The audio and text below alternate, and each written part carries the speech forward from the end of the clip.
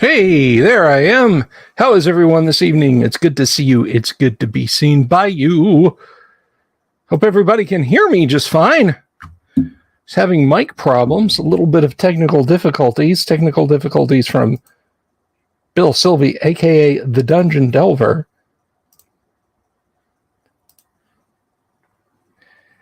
Are you hearing me, radio free internet? Because I feel like I can hear me, but can you hear me?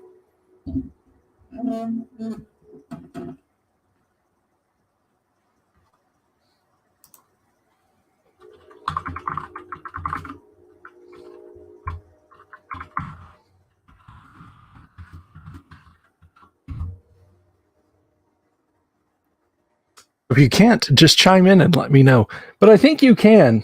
Dave Mills, how are you, sir? It's good to see you.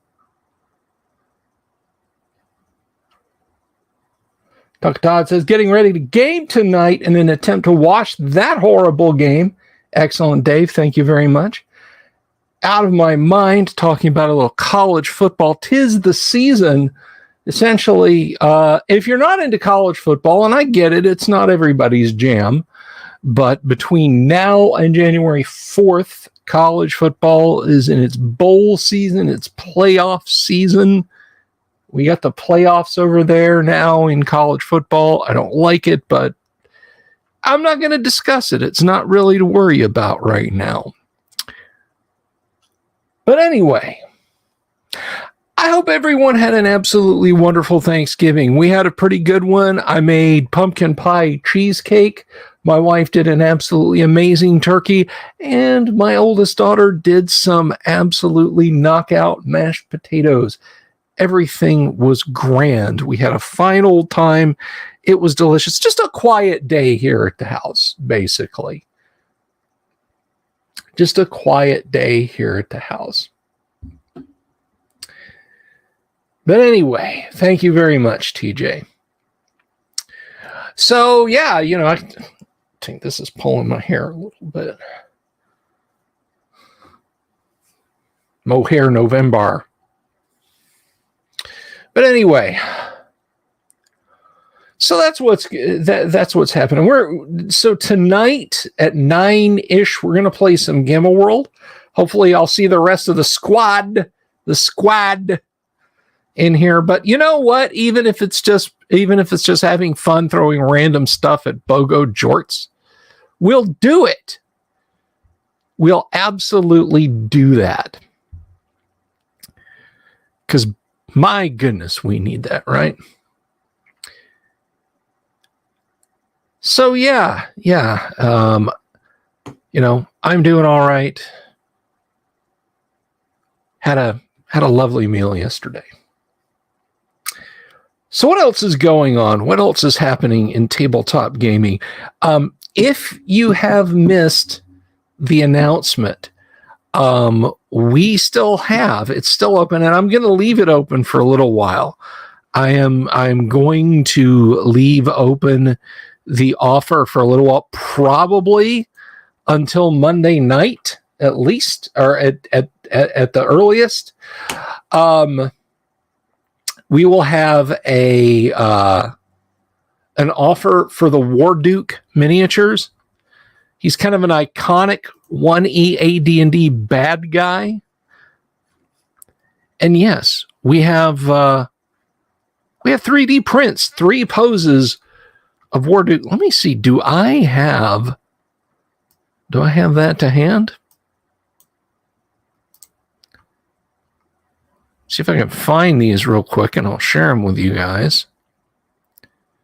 And what it is, it's 3 minis, because some people have asked me, they're like, oh, well, it's 1 mini then for $10 and I pick one. No. It's 3 minis. It's 3 minis, 3 separate poses of the iconic villain from late 1st edition, early 2nd edition AD&D. There it is. All right, I'll put this up on the screen in a second.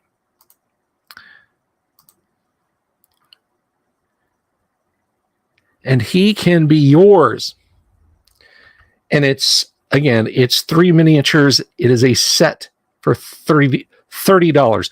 All of them come with bases. One of them is fixed on a base, and the other ones I include bases for, and you can stick them on those.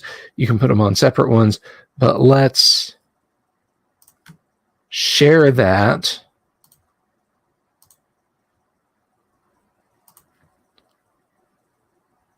And they are 28 millimeters. They're not 5 feet tall. That's not, the actual scale.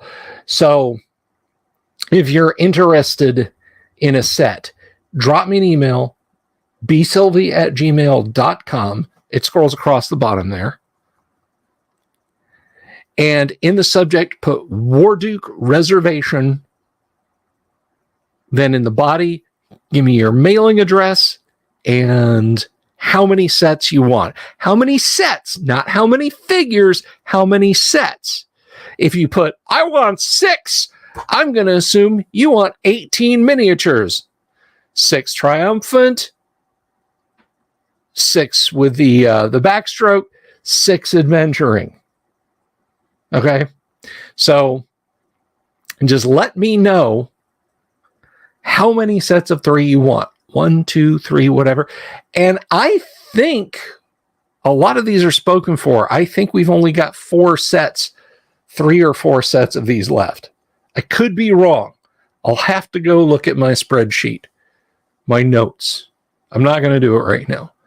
But if you want a set, jump on in and drop me that email. And, we shall proceed apace, as the man once said. Speaking of the man, I thought this was pretty funny. So I've been talking for a while. Something that is coming up. I keep saying in 2023, like that is some vast gulf of time and space in the future, but it's not. It's like 33 days. But starting at the first of the year, in addition to the shows that you guys get, in addition to these live streams, I'm going to be doing pre-recorded videos again. I say again because this channel originally started with short little pre-recorded videos. But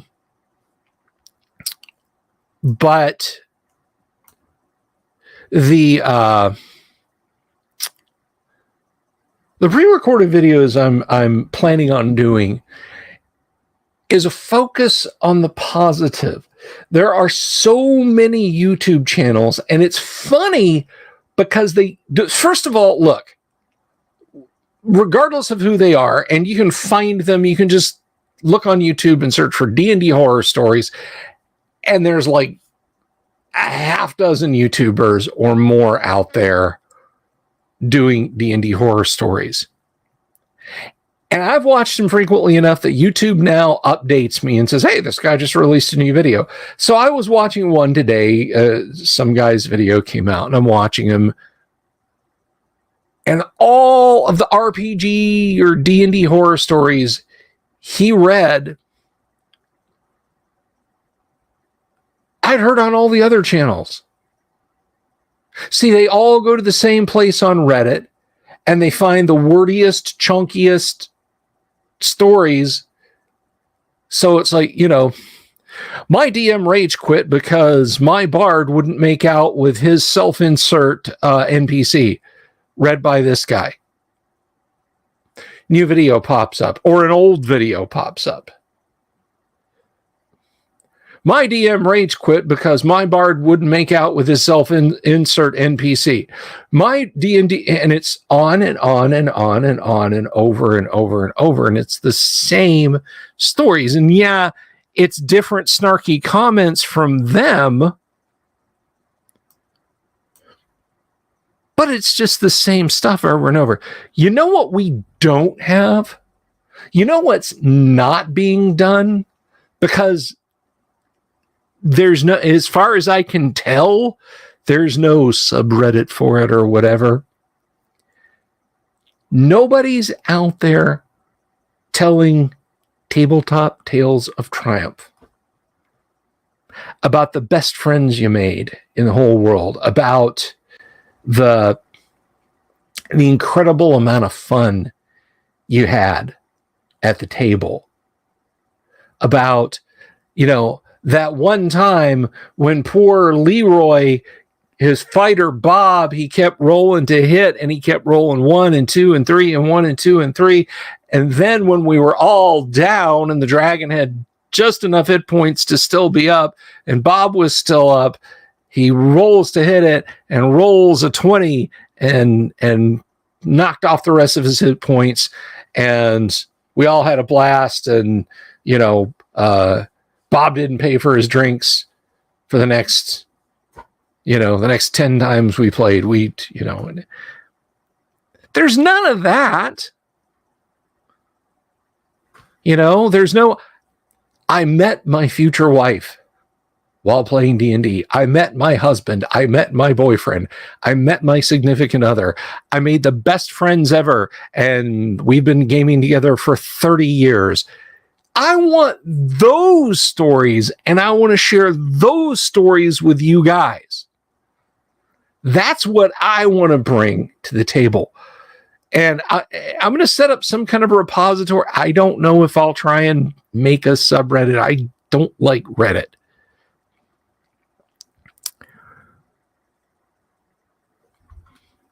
But yeah, I was checking out one of those videos just before it started, just before the show started.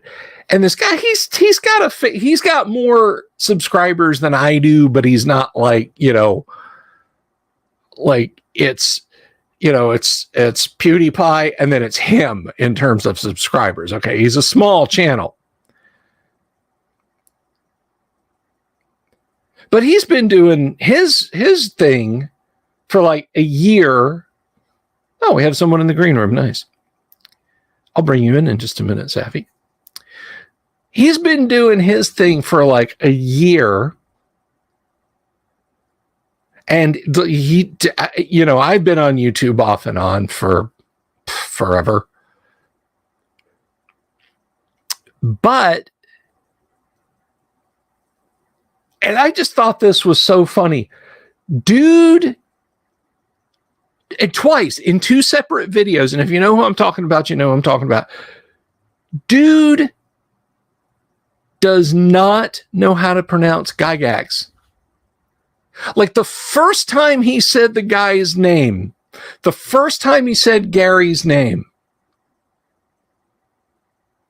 he stumbled over it like he had never heard it before. So the horror story he was reading had to do with some guy's campaign, which actually the campaign wasn't the horror story. The campaign was one of the players in it. And it sounded pretty cool. And in this like multiverse ending battle, he had all these iconic characters from every version of D&D and fantasy and that sort of thing show up. And he said, and the guy said, I even threw in Mordenkainen, who sounded like Gary Gygax. And this guy is not it's not like English is his second language. Hello, Chris.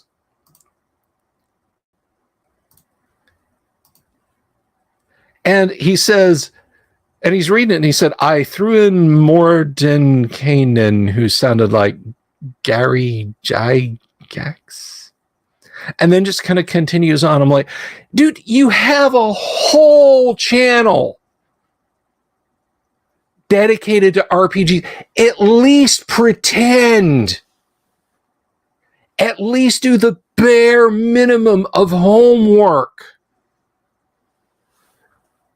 I know I go on about like car restoration videos. I like them, okay? I've got one waiting for me to watch later after tonight to kind of unwind. If I looked at that and said, that's a good grift and I'm going to do that, and I set up my tripod out in the driveway and started fiddling around with my car, and, I said, I guess this is a Volkswagen.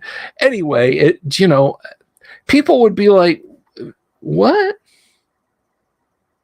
Do you know what you're talking about? And it's not even a matter of, oh, I have to be the neckbeard and yell at you and you have to respect that. I don't know, man. That's like saying, well, we went to see a Star Wars movie and it was about some fellow I'd never heard of named Han Solo. I don't know. I hate to go on about it, but it just kind of struck me odd. It just kind of struck me odd that this dude has his thing set up and he literally doesn't know how to pronounce Gary Gygax. So maybe it's me. I mean, is it me? Am I the one who's just should not even worry about it? I don't know. I just it just struck me really weird is all. So, but the overall point is, yeah, I mean, positivity. Dave Mills says, cool. The people I never would have met if I had not started playing online. There you go, Dave. And, once I've got a repository, just put it in, just give me a few paragraphs. Give me some footnotes. I've got like 20 sitting in my Twitter thing, my Twitter feed that I plan on doing. Praxis says, I like to mispronounce things, but only as a troll. Sure, I get it. And maybe I'm falling for this guy. Maybe he's just, not falling for him like that. I'm sure he's a perfectly wonderful person, but maybe his jam is like, I'll do this and it will anger the neckbeards.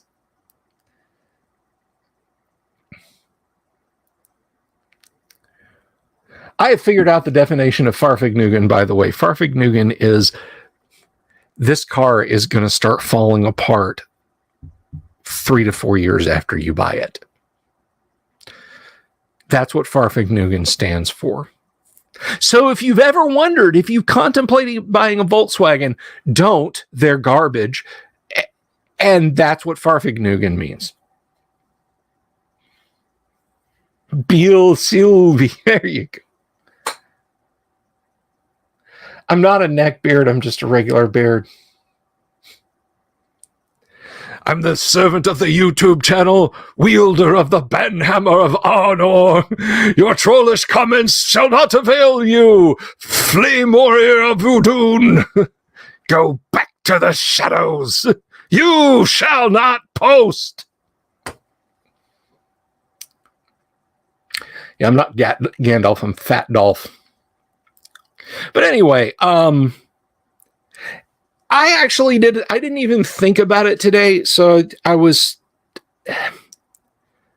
you guys remember when we did the deep dive on the old World of Greyhawk set? And I had that really crap PDF. That was literally from like 2003, 2004, when Wizards of the Coast fired Bastion Press, who are actually doing a really awesome job of their scans and OCR. They were doing the best they could with the technology they had at the time. And then Wizards of the Coast probably said, we can do this.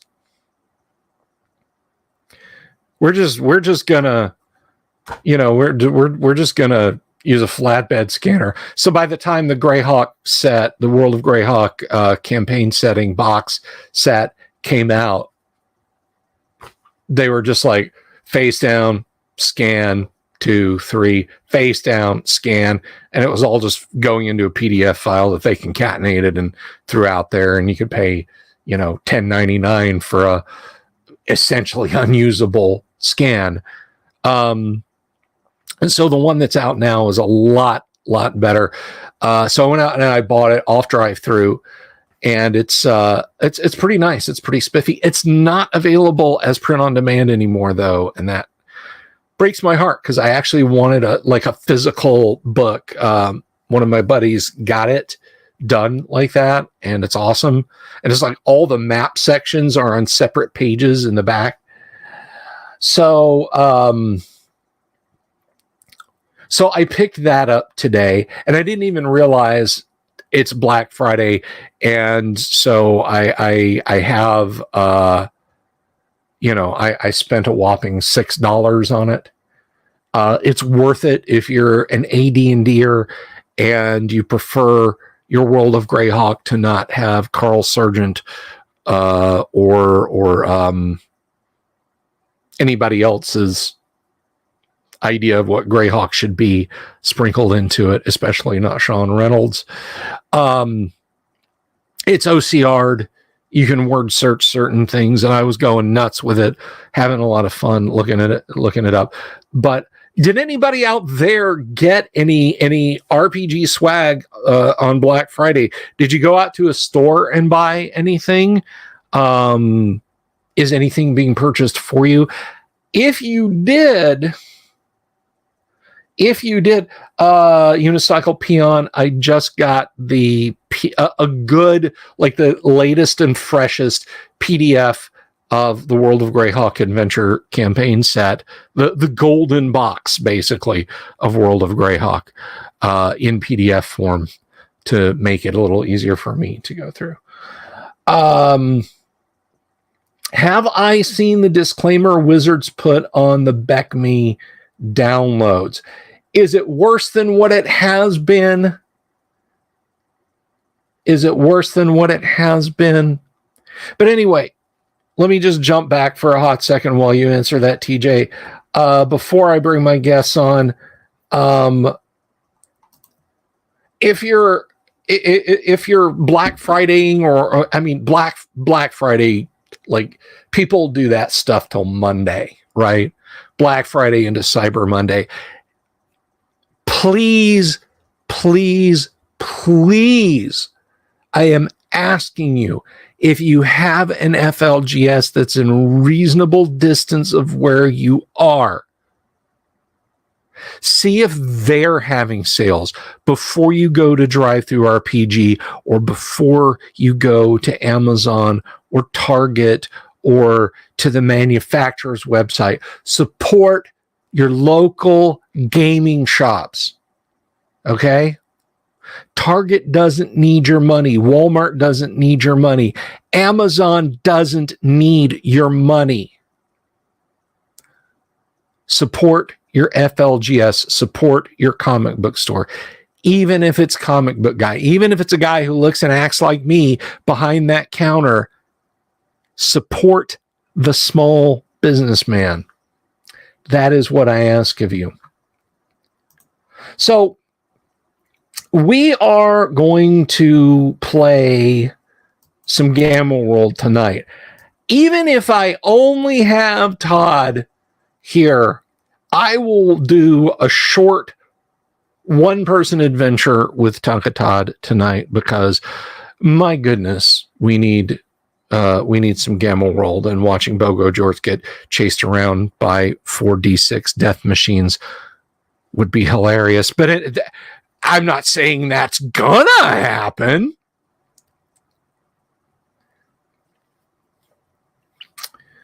But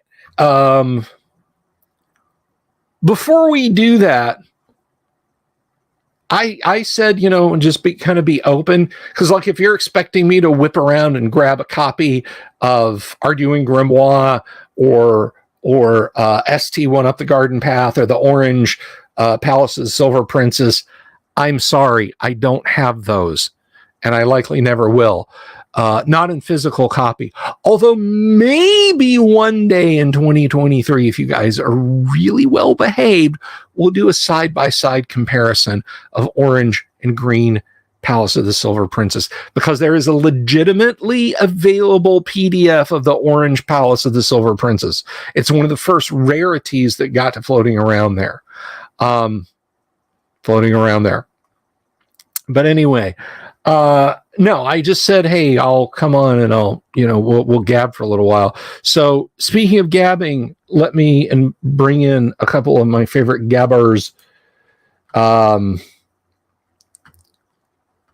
and say hello to Sapphire and hello to Tonka Todd. Hello, children. How are you? Hello. Hello. You know, Bill, I actually have an idea. If Bogo Jorts dies from being chased from a world filled with death machines, I would put this proposition out to those listening. If you super chat, you have a say in the next character that I play in Gamma World. Well, all right, man. I'm okay with that. There you go. We're doing a little what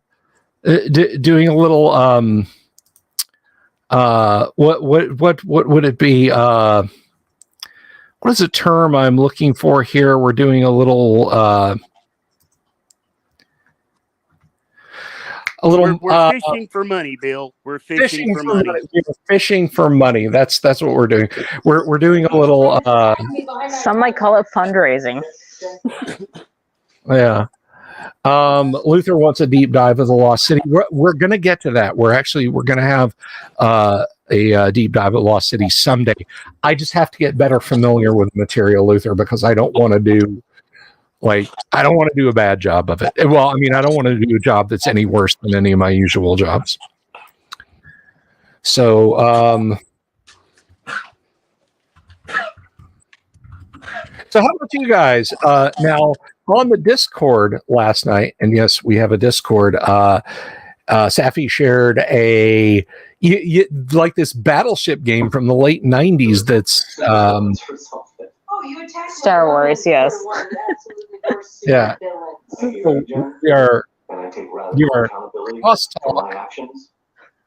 Very, very sorry. Yes. It's always an adventure going into my mom's basement. So yes, I went down there and she was looking for an extra oysterizer so that I can make proper stuffing for Christmas because I'm hosting Christmas. And I spied it and I'm like, oh, that's Star Wars Battleship. And she's like, you want it? And I'm like, yeah. And she's like, take it. So I'm like, okay. So yeah, I inherited a fun thing this time. So how fast would your mom call the police if, say, I don't know, a fat guy from South Arkansas crept into the basement? How fast would she call the cops? Josh at a wedding. We went on a few dates and I thought I'm not sure, to be honest. They have deer that come through all the time in their yard, so maybe she would think it was a deer. I don't know. So there you go. Just put on a deer costume. That's it. I'll duct tape some antlers to my head, and if she says anything, I'll tell her I'm blitzing and I'm lost.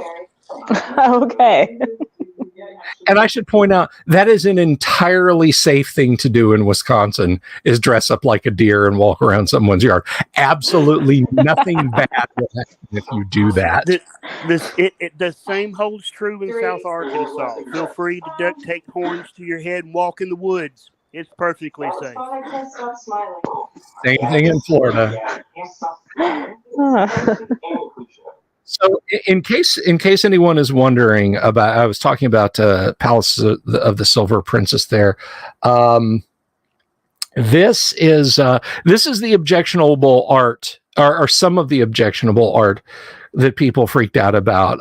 Jean Wells wasn't happy with this. She basically said that this is. See, all this is an illusion. The thing in the middle of the room is the Decapus, and these little guys running around. All this is illusory, and it's to get adventurers to rush into the room, and it drops its illusion, and then it starts attacking them. Gene Wells, who wrote the module and mentioned the art and that sort of thing, said, "Wait a minute, it looks like she's about to be, the word that I can't say, right there by those guys." And so that was one that TSR had to fit over. But apparently the other one that they really threw a fit over, and I'll see if I can find this without too much difficulty. Is it that one? No, it's not that one. It's this one. This is a piece by Errol Otis. the going story for management was, so these three-headed giant things here, the Ubos, is that this one here is, and this one here are staring at the female cleavage on this one, and therefore it's objectionable. The real problem is that this here on the far left is a caricature of Gary Gygax. And so the story goes, he saw that and was not very happy. So all of the orange copies of Silver Princess were recalled. Most of them were pulped. Although a few cases did survive, which is why we have any that Wizards of the Coast scanned and put up on their website back in the day. That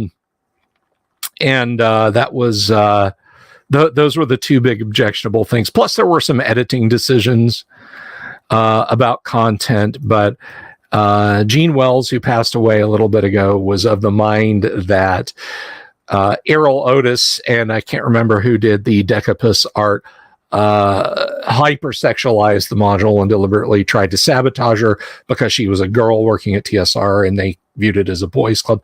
I don't know about any of the truth behind that. So now you kind of know what may be the rest of the story, but is it, I also kind of feel like, what's his name played Riker there, and his TV show of the weird, we made it up. Absolutely not. It's fraud. So that's Frank Wright or Frank Winters or Frank something, the guy that played number 1 on Star Trek Next Generation. Frank, his last name starts with a W. No way. Not this time. We created it. Not this time. No, not this. Jonathan Frakes. That's who that is. Jonathan Frakes. Boy, I was way off. That's yes. It's false. No way. But anyway, so Luther pinged me there. He says, "Hey, Bill, make a little prayer that TCU somehow beats." Oh, we're still okay. College football. Yeah. No, I understand what you're saying there, Luther. But anyway, so you got a Star Wars battleship, and you showed us, you linked to the commercial of it. So when I saw it, I didn't make any association with Star Wars. First of all, did it come with the pieces? Did you get the different pieces, or was it just the board? No, it's got everything except for the box. And yeah, so here I'll bring this up. I'll see if this will play for you guys. This is the commercial for it. And here's the thing. At the time this would have come out, which I think was 96 or 97, when they were kind of starting to hype things up, because we were literally just a few years away, and now you can't see it anymore, but used to, when I sat in that corner of the studio, you could see this beautiful Darth Vader standee, and just out of the camera shot on the bookshelves above me, I've got tons of Star Wars toys. I love Star Wars, but somehow this particular item eluded my knowledge, but it's kind of cool. Let me go to my email here. Safi has sent me, let's see, let me find this here. All right, so I'm gonna put this up, and you guys can check out the commercial. And this is what she has, apparently miniatures and all, which is très cool, which, as you all know, is how you say 3 cools in French. So let's go to that. Find a tab that is off by itself. Actually, that is a tab. Okay, so do that, and do that.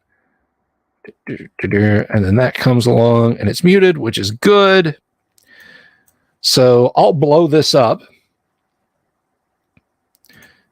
and I'll play this for you guys real quick because it's all of 14 seconds long. Let me put y'all over here and share screen. Share screen. Share screen. So here we go. This is what she got. And we have no audio from it. But you can see there. It is basically it's Battleship, but it's electronic and it comes with a whole bunch of miniatures. It's basically the Star Wars game. It is the Star Wars game that everybody has got nowadays. You know, the Star Wars miniatures game. Before that, with a little bit of Battleship thrown in. But can you do the Kessel run in less than 12 parsecs? That's the question that needs to be answered. I don't know. Safi's got it. Maybe she can tell us. I haven't actually put batteries in it and played it yet or looked at the rules, so I will let you know. Oh, I got it. Okay, I got it now. I had the tab on I had the website muted for reasons. So we'll try that one more time. One more again. Absolutely. So let's see. Let's add to stream. Space is no longer safe. In the new Star Wars Galactic Battle, put a strategic battle plan into place. 0309. Identify. Star Destroyer, Isolate meet Mr. and Laser. incinerate your enemy. Electronic Galactic Battle with 20 authentic ships. Batteries not included. Is the Millennium Falcon one of the ships you get to put on the board? Is it? Sapphire is. Let me go look. I will open the box because the little pieces are actually you the need box to itself. It's got the little pieces. So hang on. Okay, hang on. turn your camera on and do an unboxing for us. Then. Oh my god! Come on, yeah. Oh And my how gosh. can you Okay, bring up- fine. how can you bring up the fact you have the super cool game, and you don't have it. Can right you see it? there. Can you see it? Let's see. Let me see. How do I see part of it. Okay. More to look, almost there. There it is. Okay. It's tape, so I have to okay. So we've got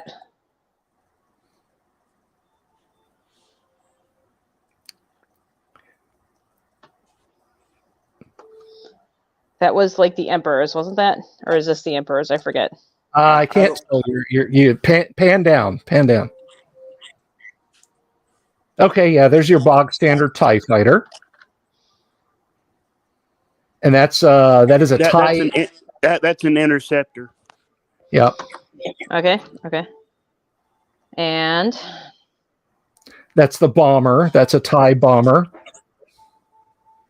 Okay. Oh, here's another one of those. Okay. Standard TIE another fighter. One of those. Ooh, Yeah. Here's An Imperial Star Destroyer. Nice. And I think, given the size difference, that's probably supposed to be the Super Star Destroyer. Okay. So let me put the two together. Yeah, remember the Super Star Destroyer didn't have the command tower. So there's like two of them. So those are the ships. Okay. Well, those are the Imperial ships. Ooh, I gotta go to the other side. Okay, let me get the other side. Hang on. All right. Ooh. Let me get these guys back in here. Okay.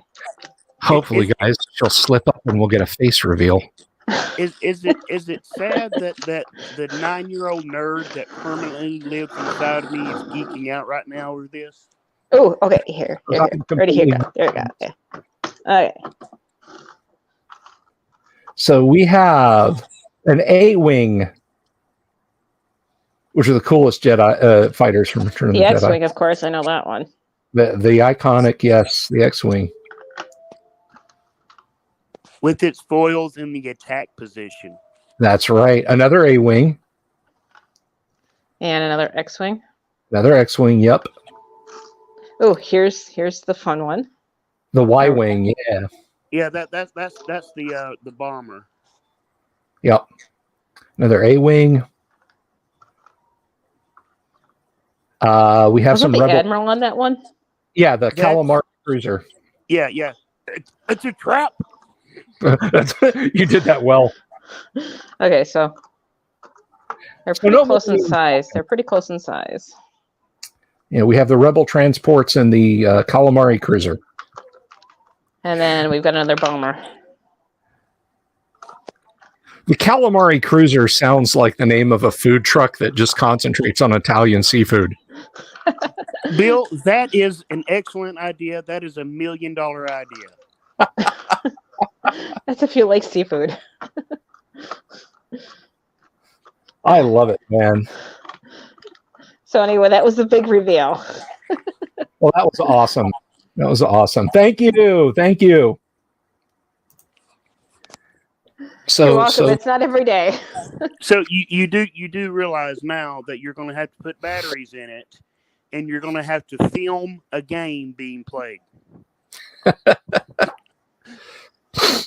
Okay, that means I have to have somebody to play with me, and my family just doesn't do that. Damien says, "You sunk my Death Star." Yeah, unfortunately, this just looks basically. I mean, it just looks like it's friggin' cool, is what it is. But it seems to just focus on a few tactical ships, so we don't have a Death Star, and there's no iconic ships. Oh wait! I have to do the little things because I missed the thing. So hang on. Okay. Okay. So here's the keys. All right, let's go to solo layout. No Buddha Wanga solo. Ho, ho, ho. All right, let's see. Okay, so that's for putting in your coordinates there. And then you got your ships. Right. And then we'll do the other side. And for the And Rebel then- Alliance. Yep. So you got your rebel side too. You are part of the Rebel Alliance and a traitor. Take her away. So there we are. Well, that is lovely. So that was a was that you said your mom just had it, like she just picked it up, was like, this looks cool, or that's something from your childhood, or what? Well, somehow one of my aunt's friends actually gave it to my mom. So we sometimes inherit stuff from friends. So it just kind of happens. Because they know that like my dad likes sci-fi, so it just kind of happens. So what you're saying is one of your mom's friends is really cool, and we need to get her on the show. Is what you're saying? No, no, absolutely not. Because I think it's more of she got it from like her brother or something, and it just kind of filtered down. So yeah. Okay, so what you're saying then is one of your mom's friends has a cool brother that we need to get on the show immediately.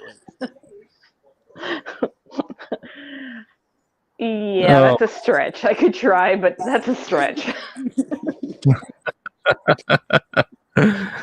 Oh my gosh. So there we go. That's a pretty cool thing. Did you Todd, how about you? Did you pick up any cool gaming stuff recently? No, not yet. Though I am eyeballing a certain complete set of Fritz Leiber's Falford and the Grey Mouser series, like the whole series. I'm eyeballing that hardcore. Yeah, that is absolutely a worthy purchase. And I saw this. It was a few weeks ago. We were talking about it on the Discord, and I was all hyped because is it White Wolf Press or White Wolf Publishing? Nothing to do with a role-playing game company. but there was a publishing company that back in the 90s put out like a 4-volume set of Fafhrd and Grey Mouser stories, and it was everything that Leiber had written. I mean, it was literally from the beginning to the end of Fafhrd and Grey Mouser tales. And I guess at the time they were looking at having another author. This is before Fritz passed away, but still kind of in the in his retirement years. And there was another author that was going to come in and write stories about a couple of kids who were Fafhrd and Grey Mouser's children from various affairs that they'd had. And there were like the first 2 or 3 chapters of one of those books was in the back of the last volume. I never saw any more of those. And whoever was publishing those, they went out of print pretty fast. And I think if somebody put out an omnibus of the if there was a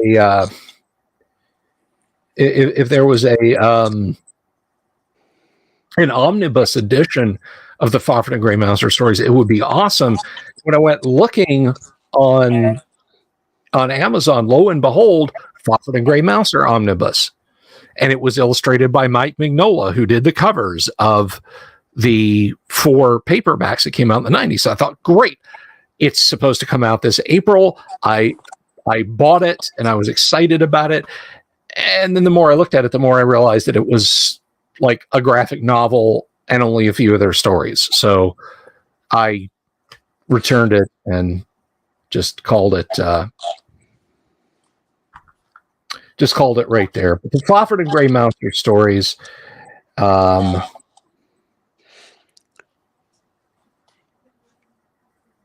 You know, I have never read any of those books.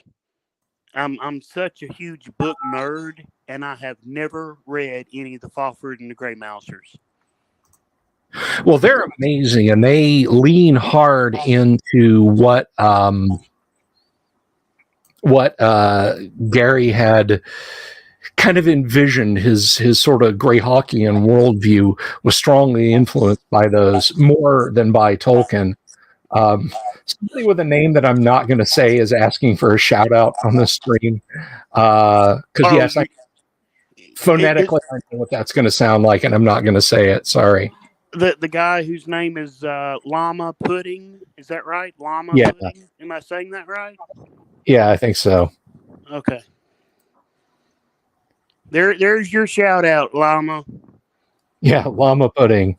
Llama Pudding. Just like Mom used to make.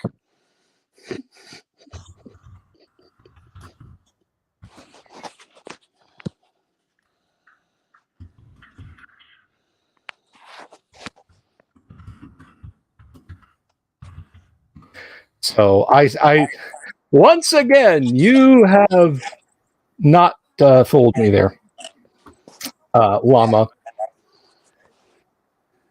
Liama. Anyway, but yeah, if you can get your hands on the Fafhrd and Grey Mouser books ever, they're simply amazing.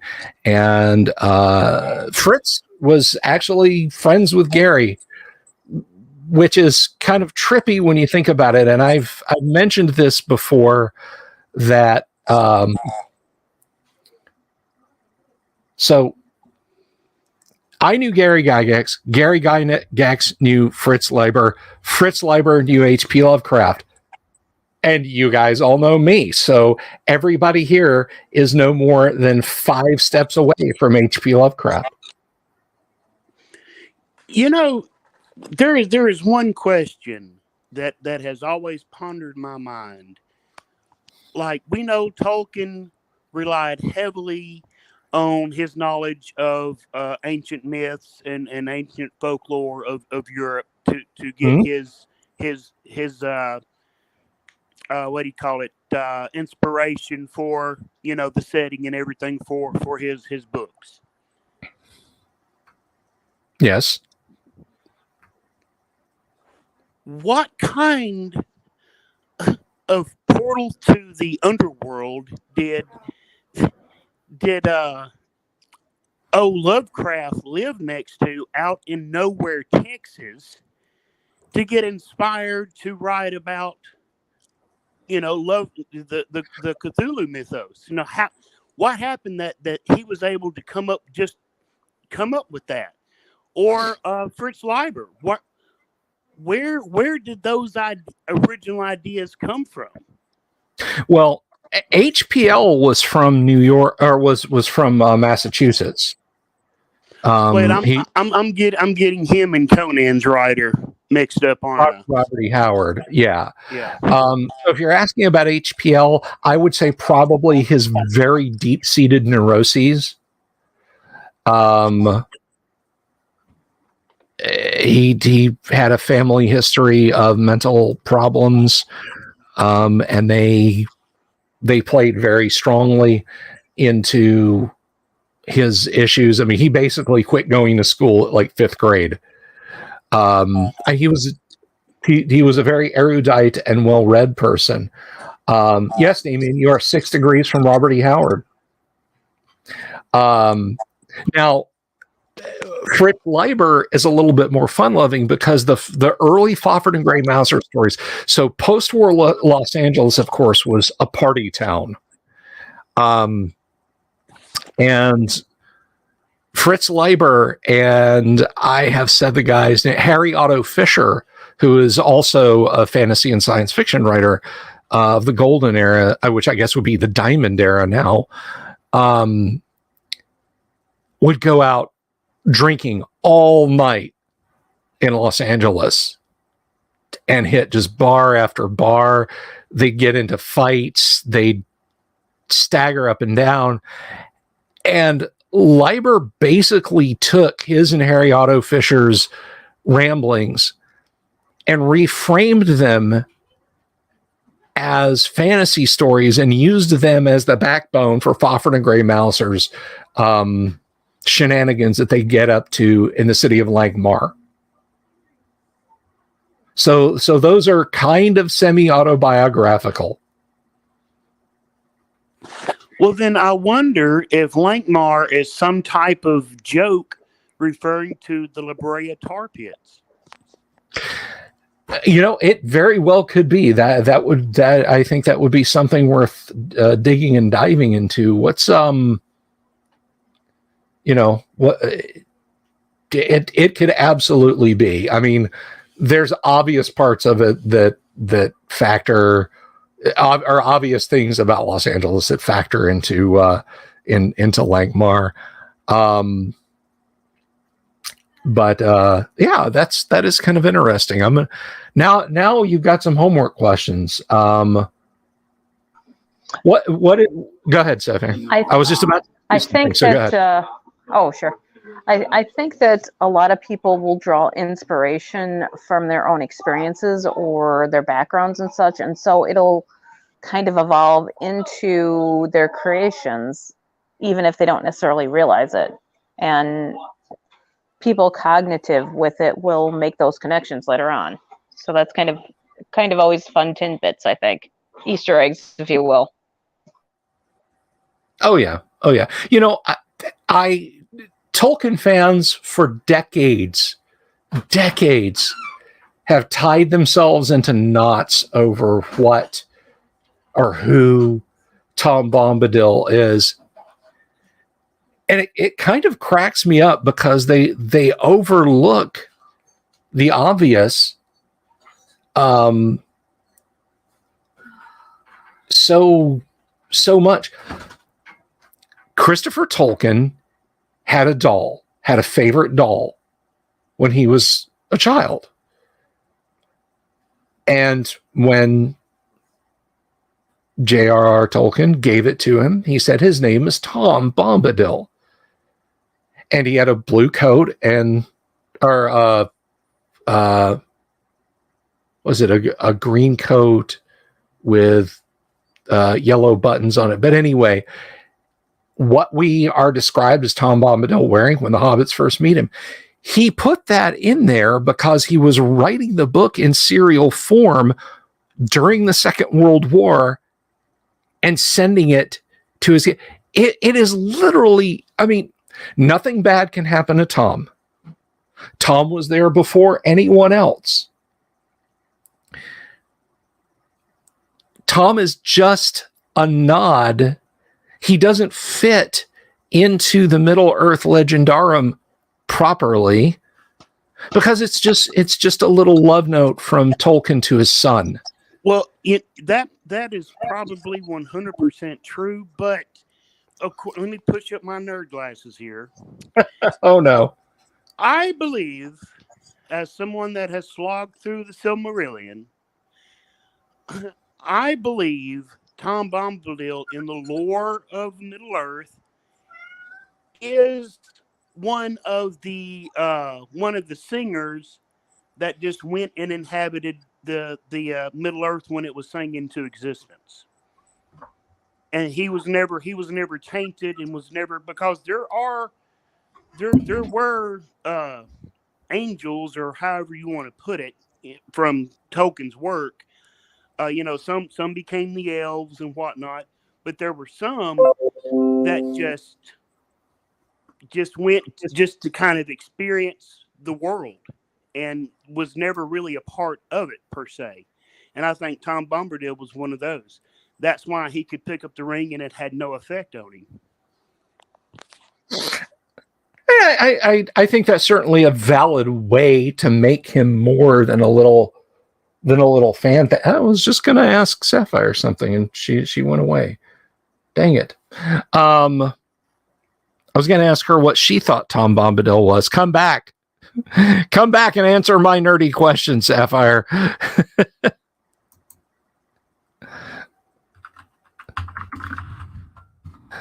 But no, I think that's an absolutely valid point of view if you want to put him in there. But I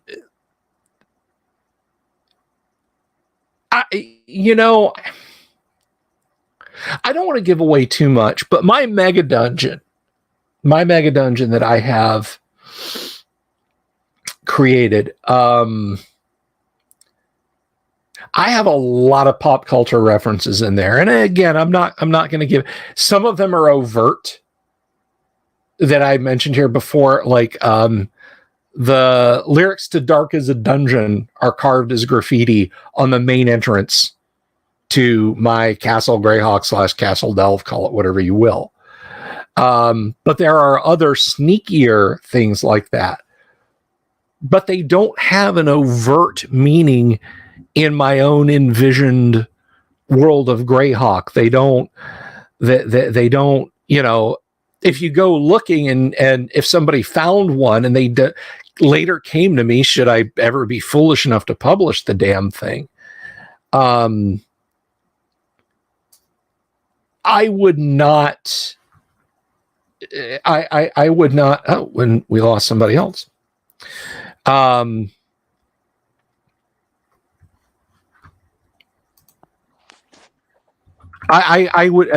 would not have a serious answer like, okay, well, the reason that Kaneda's motorcycle from Akira can be found at the bottom of this extremely deep lake is because, and then have a long, ridiculous, plotted out answer. I would just say it's there. Well, that's half the fun of putting stuff like that in your dungeons and stuff when you're making them for your home group, and that's just to watch the players scratch their head and make up, because that's half the fun of it. You don't have to come up with the lore of everything. That's what players are for. Yeah. Let them puzzle out why. For example, this is funny. You'll enjoy this, Bill. So, I was a sophomore in high school, and there was a guy that back in the 70s had a really bad, horrible motorcycle accident, and his nickname was Crash, and Crash was forever stuck in 1976, and he was like 6'8", beanpole guy, had the Bob Ross fro going, had a really kicking goatee, wore butterfly denim shirts and bell-bottom jeans with disco boots. This guy was my hero as a kid growing up. I loved it. I loved Crash. Crash was awesome. He would go to the local Pizza Hut and put in the song Mr. Roboto and then dance the robot in the middle of Pizza Hut, and people would throw money at him. It was because that's what he would do. He would dance. And he carried around this gigantic boom box. And when he came walking through the parking lot, if you said, "Hey, Crash, break it down," he would like do the splits, come back up, hit a spin, and then point at you and do the little John Travolta hip action.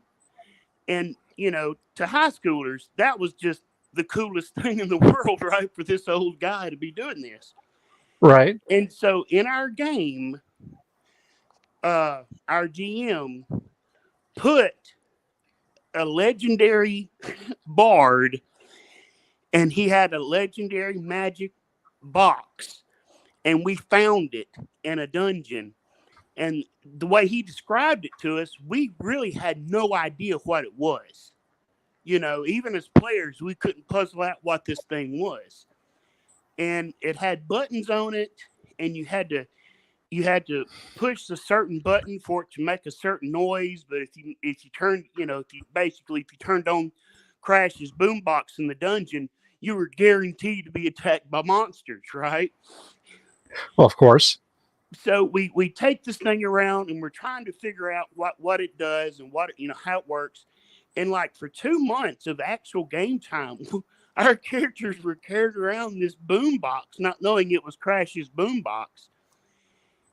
And when we finally figured out, it plays music, and then we was like, because then he said it's the legendary bard Crash, and we were like, now we know what it is.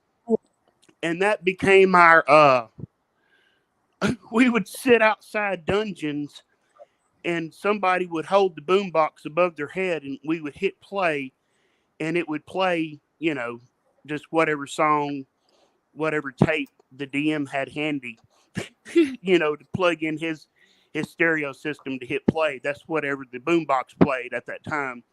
And that's how we would flush monsters out of a dungeon, because it was guaranteed, monsters within a certain radius would be attracted to the noise.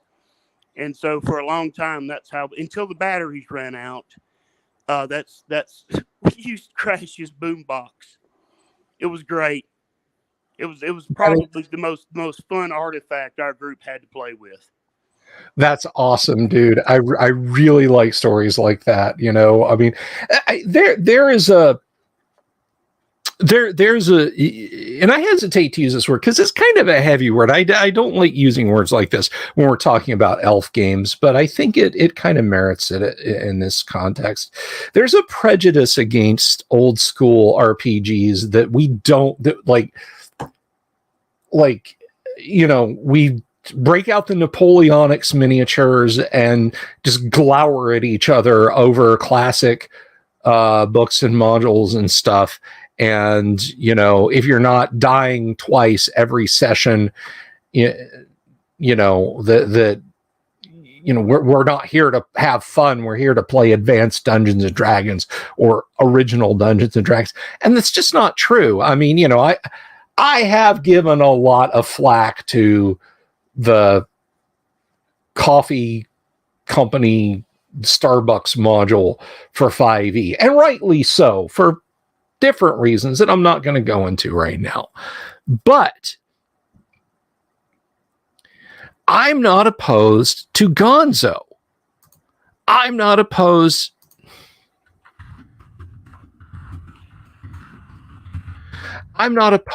to people just jumping in with crazy, wacky, off the cuff kind of stuff. The entirety of classic D&D. I was talking to somebody about this the other day. The character creation section of original D&D says, it kind of winds up. Gary just kind of trails off saying, Or, you could play an android or a Balrog. I don't know. Just, whatever. It's not up to us to tell you if you want to enjoy it. Just do your thing. There she is. Sapphire came back and add her. We kind of invented that. It didn't, it wasn't until some brave people said, we're going to stand up to the no fun brigade and that old hard-headed meanie Gary Gygax. We're the ones that put stuff like that. I mean, when Tim Task took over DMing duties in Lake Geneva from time to time, he was always adamant that monsters needed stuff to eat. They couldn't just sit around and constantly eat each other. So one of his levels of Castle Greyhawk has a McDonald's in it. Has an actual McDonald's, and I think he said that like the fry cook was a troll or something silly like that. So putting odds and ends like that in a game is just it's always fun. Now, I think you can go too far over the top.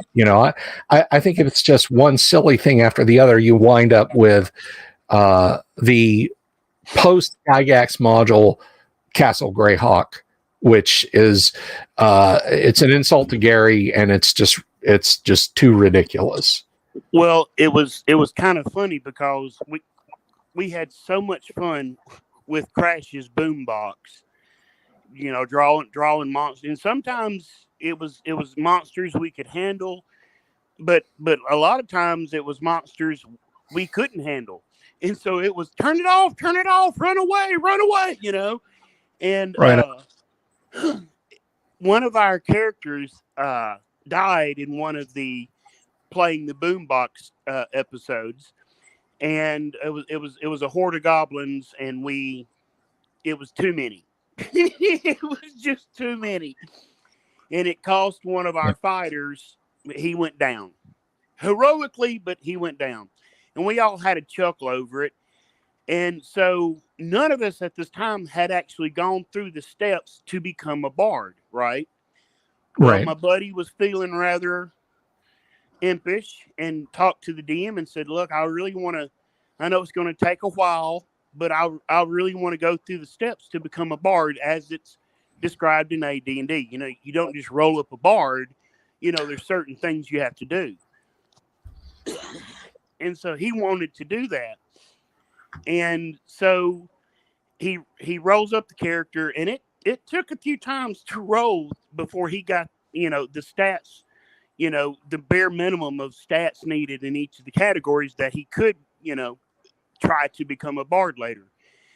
And his total quest was he was looking for the raiments of Crash, which were a denim butterfly shirt, special rhinestone bell-bottom jeans, and yes, the rhinestone bell-bottom jeans is the reason why Bubba in the Traveler game is all about bedazzled flip-flops. It's kind of my nod to the bedazzled jean, or to the rhinestone jeans that Crash used to wear. And now we know the rest of the story. And of course, the outfit was complete with the Crash's boots of dancing. And if you had the full arraignment and you were a bard and you could play your boombox, then you danced, it would mesmerize. It was like a spell, and it would mesmerize the monsters, and it would make them dance with you. And then you could literally lead the monsters away, because that's what Crash in his world. That's kind of, he was the Pied Piper. Now, right. He never got to become a bard, though he did find Crash's boots of dancing. But when that character died, he was buried with the boots of dancing, and nobody else was brave enough to try to become a bard. But But it's just Nice. goofy stuff like that, that did nothing. It gave us as players, an adventure hook to go after, and it made for some really, really, really fun times. Because when we found those boots, man, you would have thought we found the Holy Grail. We were so excited about that. I can imagine. So, Sapphire, two questions, because you jumped out just as I was about to ask you this critical, important question, but it's a two-parter now. And for those of you who are wondering, yes, we're going to play some Gamma World tonight. We're a little light on participants, so we'll just kind of roll with it. First question, what do you think Tom Bombadil is?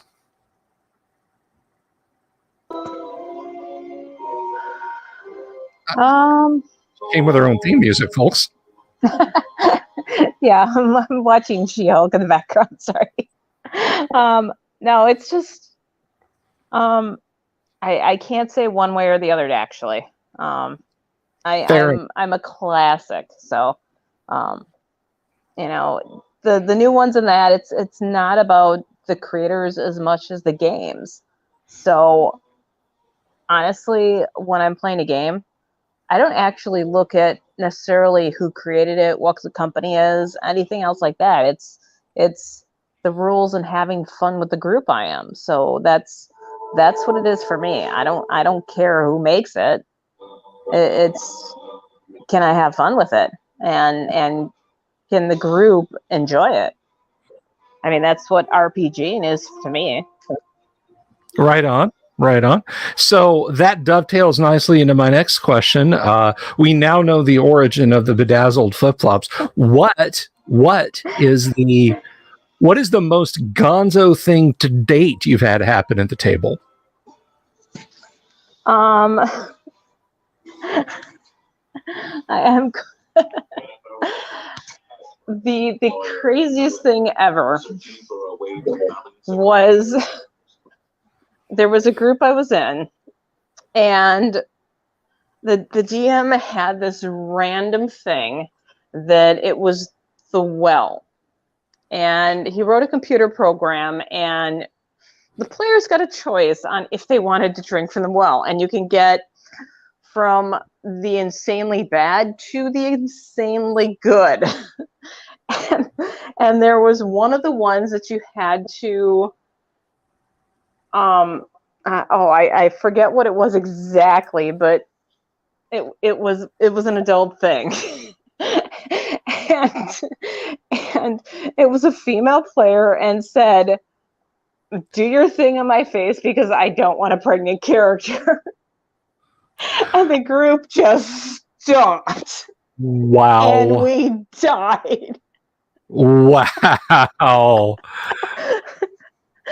So it completely was out there, and we were not expecting that. And everybody's like, whoa. I wasn't expecting that. I'll tell you that for free. So, yeah. That was completely unexpected, and yeah, completely, to this day, this was like 30 years ago at least, and yeah, completely took us by surprise.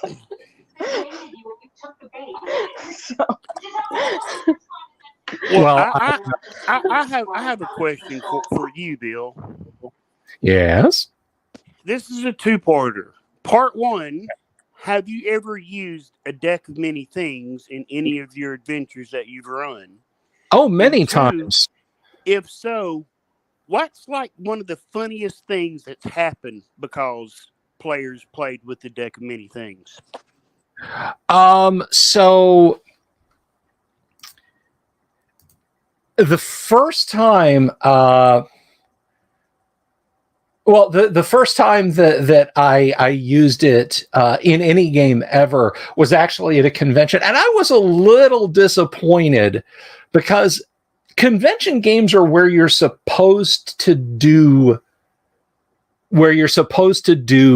the crazy stuff, because like you're never going to game with these people again. And as far as I'm concerned, unless you're engaging in like game ruining stuff, right? Like, opening minute, I cast Fireball. You said I have a scroll Fireball at 17th level. I cast it. Where are you casting it? At our feet. 17d6. And the average level in the party is 6, everybody's going to fry. But I think when you're potentially presented with opportunities like a deck of many things, I would say it's the player's imperative to at least draw one card. So I was at a convention that I was running over in Tampa, and one of my modules, I won't tell you guys which one, you're going to have to download them and find out, contains a deck of many things.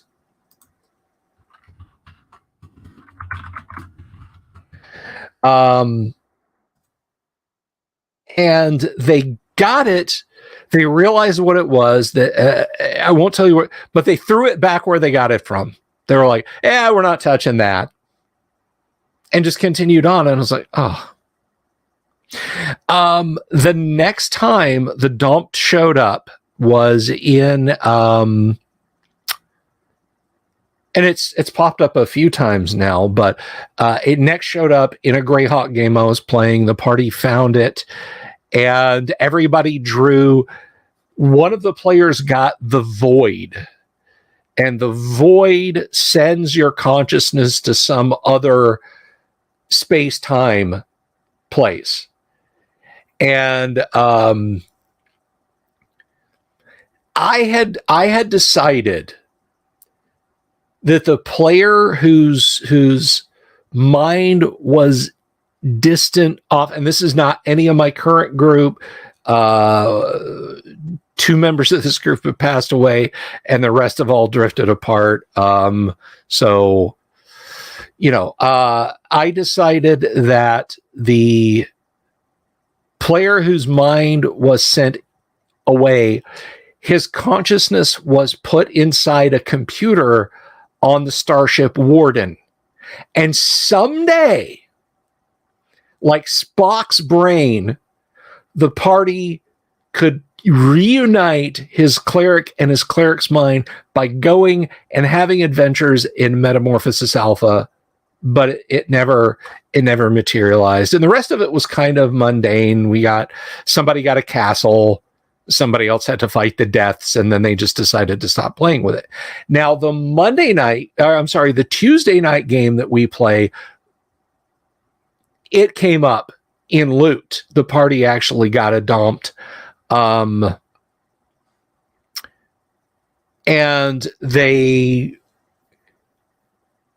I think Sir Outlier drew from it, got a fanatical follower.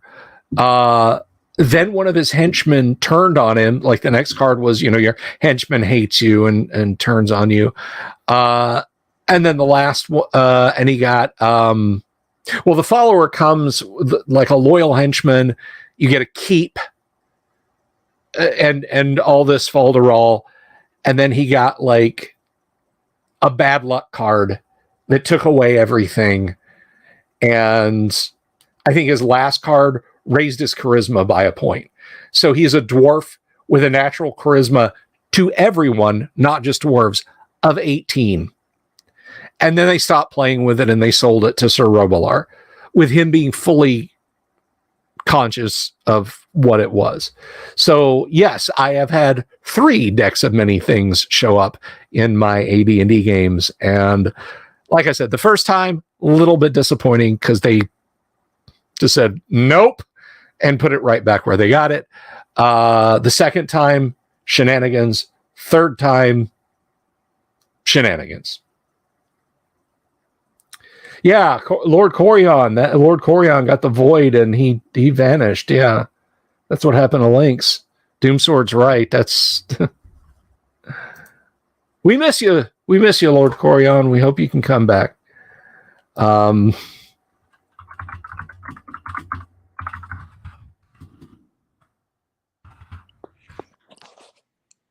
So, ever a deck of many things in your campaigns, either of you guys? Well, our DM, he was 2 years older than us, and he was incredibly creative. And we would beg him, you know, as soon as we heard about the deck and many things, of course, our group, being the knuckleheads, we were like questing for it because we wanted to draw cards, right? And because I was kind of the ringleader for shenanigans. I know that's a shocker for a lot of people to hear. Yes, I barely believe that. This is my shocked face. And so I talked the group into, hey, we've got to find this deck of many things. Think of all the cool stuff we'll get. And so they were all like, yeah, let's do it. And so our DM, though, and we like seriously quested for it, and we followed up rumors and everything. And it was like, I don't know, maybe 3 or 4 weeks of gameplay that we could never find it. And after one session, I asked our DM, I said, hey, man, what's the deal? Are you just not going to let us find the deck of many things? Are you afraid of what we'll do when we find the deck of many things, And he said, no. Actually, it's kind of confining. And he said, I'm working on something like the deck of many things. So just give me a little bit more time. And we were like, oh, okay. And so we didn't find the deck of many things, but we did find the dice of wonder and woe. And what there were 3 6-sided dice, and everybody could roll up to their level. So if you were 7th level, you could roll up to 7 times on the dice. And he had made up his own chart from 3 to 18. And every time we rolled the dice, he had a chart. In other words, like if you found it and you rolled, then it was like the first chart, and then somebody else said, okay, well, I want to roll the dice. Well, then he would put that chart at the bottom, and he had another chart. He made 6 charts for this deck so that it would truly be random. And so you would never really know. So if I rolled an 11 and you rolled an 11, it would be 2 entirely different things. And we had so much fun. he finally had the dice teleport away because he was like, you guys, because we had summoned, there was a demon that showed up, and we fought the demon, and then he thought that would be, that would get us to leave the dice alone. Of course it didn't. And so we it was a lot of crazy things. A lot of crazy things. The last thing the dice did was before the dice teleported away to some unknown location, it teleported our group to the real world, to Camden, the town we were in. And he had rolled up us, the actual players. He had made NPC of us, and our characters had to find us in Camden, and then we had to help our characters get back to the game world. Man, that is pretty far out. I don't know if it's no, I can't even repeat that. I don't know if that's as far out as Sapphire's story, but that is It's far out in a different way. But anyway, this is the kind of content really that we're going to have on Tales of Tabletop Triumph, because this is the kind of thing, this is the kind of positivity that I think we're all hungry for. Okay. And Certus, it's not going to be like constantly. I mean, if you've got a story, we were all stomped flat and it was a TPK, but we had so much fun that we became lifelong friends, but we still managed in our dying breath to stop the end of the world or whatever, that's fine too. So rest assured, it's not just going to be, just overpowered, our power hungry characters were all level 30 and we won just by snapping our fingers, So rest assured, Todd's got the right of it. And I think like with what Sapphire was saying a minute ago, as long as everybody has fun with that kind of thing, I'm okay with it for game content, and it's going to be a lot of fun. Speaking of a lot of fun, let's see. The Deck of Many Things seems to get an inordinate amount of hate in 5th edition community, but then so does the Tomb of Horrors. Coincidence? No, that's not a coincidence. People. I knew something was broken when I saw the 3rd edition Tomb of Horrors, where all of the "you shouldn't have touched that," no, really, you shouldn't have touched that items in Tomb of Horrors got like multiple saving throws. Like the fire pit. Thank you, Windows, for blasting my ears. The fire pit, the one where the ramp starts lower and you start to slide in. If you fall in, the hellish flames and magma and everything kill you. You're snuffed out. That's the end of it. It's over. You can make constant saving throws and they do like dice of damage, so it's possible for your character to survive that. You're missing, so yeah, it doesn't surprise me that the Dumped and Tomb of Horrors and that sort of thing get people's goats, as it were, these days. And I've talked at length about why adversarial DMing is good DMing and how adversarial DMing does not mean being a dick.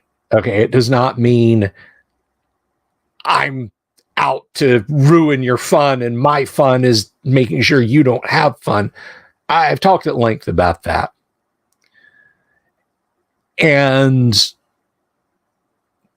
things like the Deck of Many Things, gambits offered by the Dungeon Master, and modules like the Tomb of Horrors are the height of Gygaxian adversarial DMing, but there are challenges that can be overcome with just a little bit of thinking. A 5th to 7th level party watching their P's and Q's and not taking obvious bait could make it out of the Tomb of Horrors. That's my take.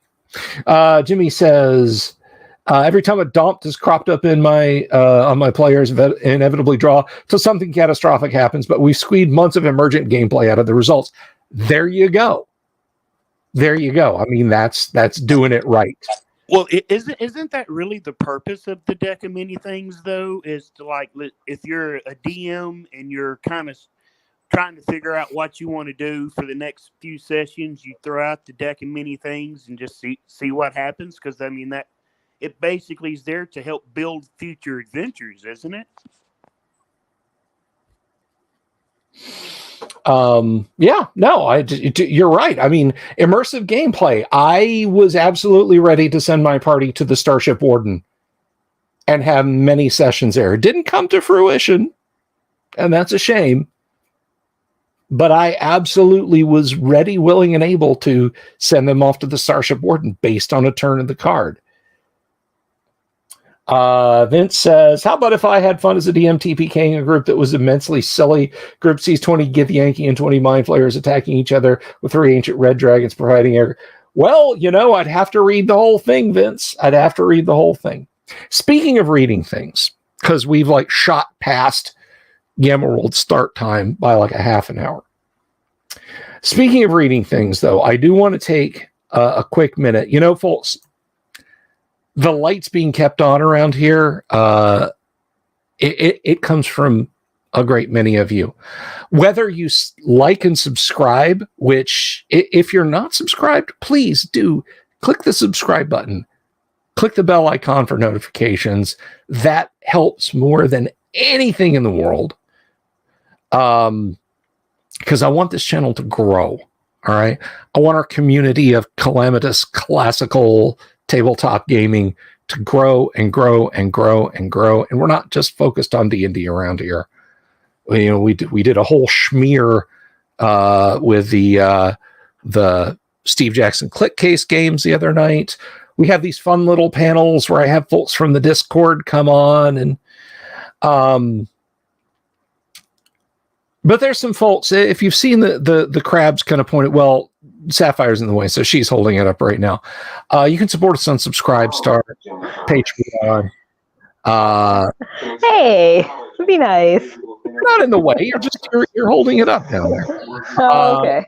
Support us through Buy Me a Coffee or directly on PayPal. And there are some folks who have elected to do that. Now, I don't love you any less if you just like and subscribe. That's cool. But I just like to take a minute because there's those folks who have. So let me extend a thank you to the following folks. Let me say thank you to Joshua Garlock, Lord Corion, Ricky Maru, Mobius, Kevin Reynolds, Doomsword Deathmaster, Mark Simpson, Damien247, James F. Keck, William Smith, the Dungeon Minister, Manny Wall, Mark Corey, Kevin Wood, Todd Sharp, Carnivore Farmer, Rob, Jeremy Rule, Boganora, Mikey Mank. I moved it. Nope, it's right there. The Sky Hernstrom, Pete Sullivan, the DM's Council, and Baron Von Headbanger. Thank you all so very much for your continued support of the show on the financial front. And as I said, you help keep the lights on and the dog and the kitties fed. And I thank you from the bottom of my heart. That is very, very awesome. So Jimmy asks, had anyone played Metamorphosis Alpha? I think maybe a couple of them had, or I know at least one of them had. But beyond that, I cannot say. It just didn't. It just didn't bear any fruit. Vince, type that story up now, man. Don't let that go stale. I'm gonna have some kind of way folks can tell me their tales of tabletop triumph, and we'll do little 10-minute bite-sized shows, a couple a week, 3 a week. It depends on how much material I get. So I can keep you stocked in crazy stories, man. Well, good crazy is our stock and trade. So Sapphire, you sticking around to play some Gamma World, or are you gonna go watch some Marvel TV there? Well, I mean, I'm watching it, but I might be twisted, so we'll see. Okay. Well, hopefully, see the last two comments. The gift students don't see the parents. I gotcha. Okay, so let's see. Let me just do this real quick, and we will see about playing at least a little bit of Gamma World.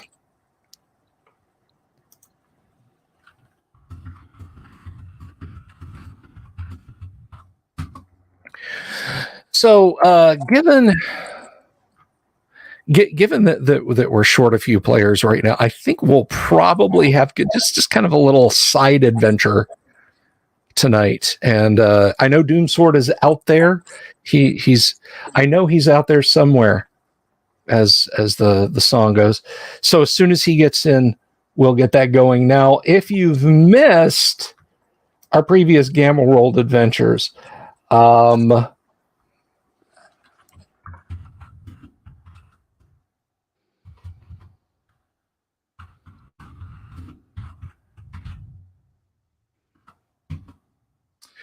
if you've missed our Gamma World adventures, we have a lot of fun on Friday nights playing classic Gamma World, and there's Doomsword stepping in right now.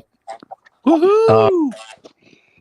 So we're gonna get rolling with some GW here on just a brief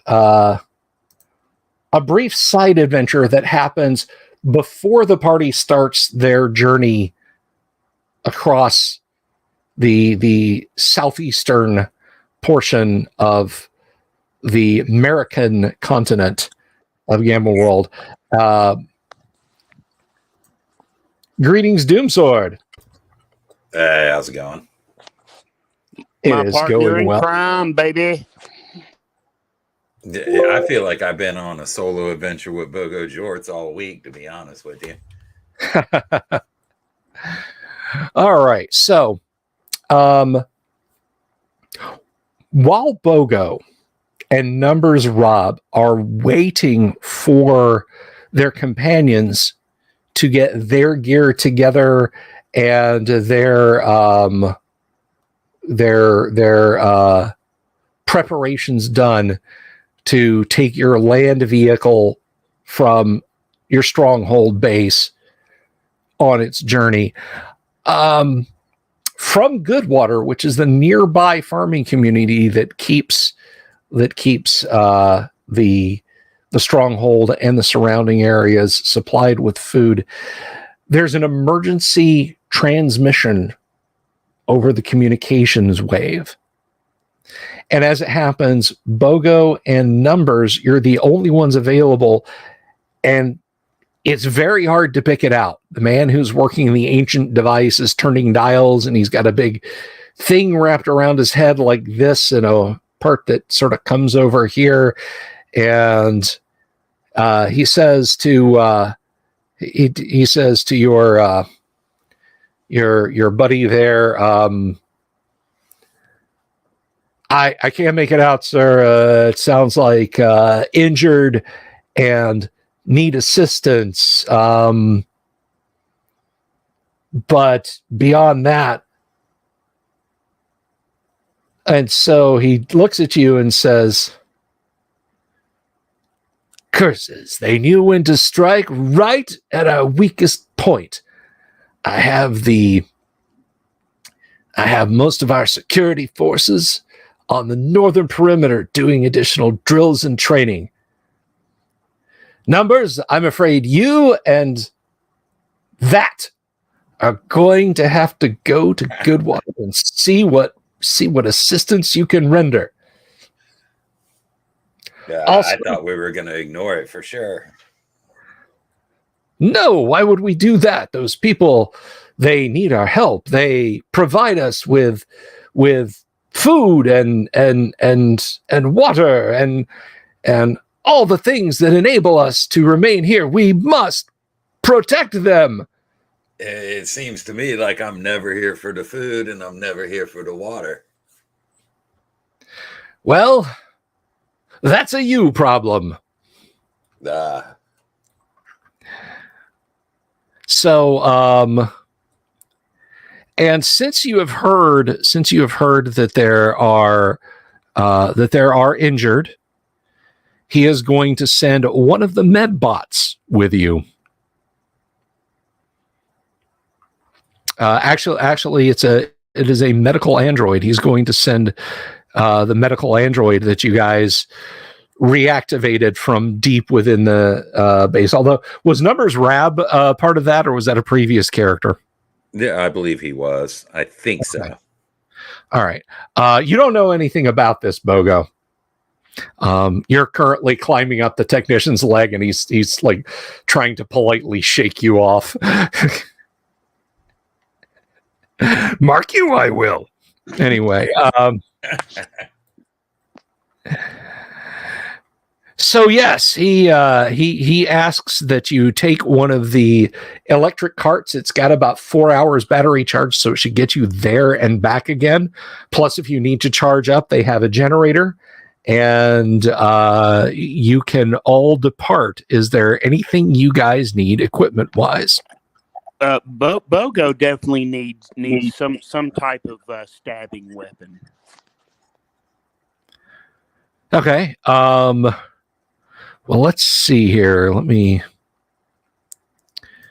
Bogo.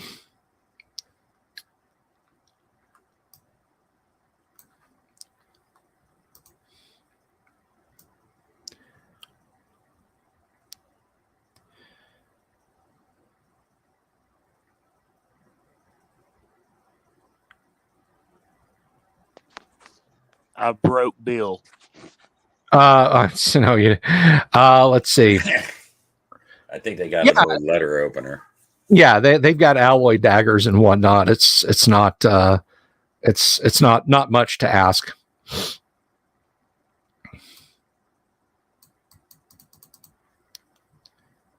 And that is a.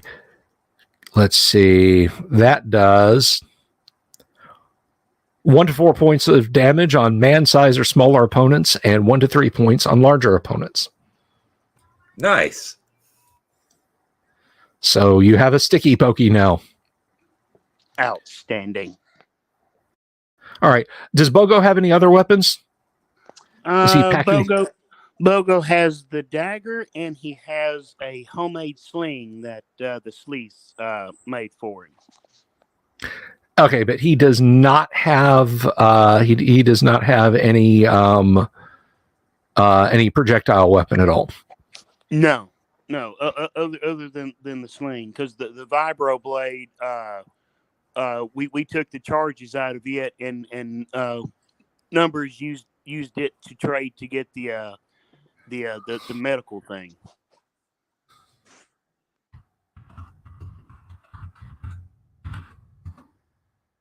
Okay, so right, medical thing, and who has that? Did we give that to one of the other guys, or does Bogo have that? No, but Bogo don't. Have it. I want to say either you have it or one of the medical technicians has it at the base. They did take that to the med bay. Right. So let's see, what was that gadget exactly? I gotta check this out here because my brain's a little fuzzy. As of course you guys remember, it wasn't a life ray, I can tell you that much. No, yeah, it was some kind of shot or something. Oh, right, it was the syringe. Yeah, it was the syringe, and it's loaded with stim dose, which basically it's hops you up and keeps you moving for extended periods of time. So you guys are ready. Numbers.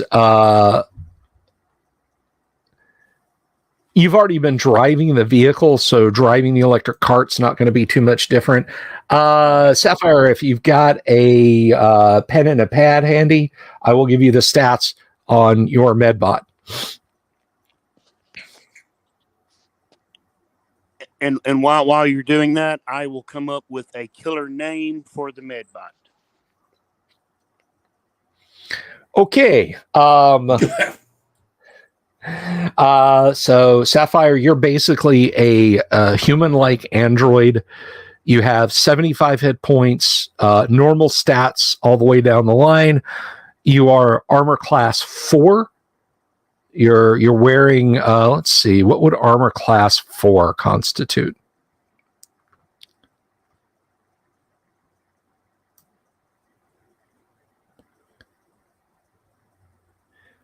Let me see. Armor class 4.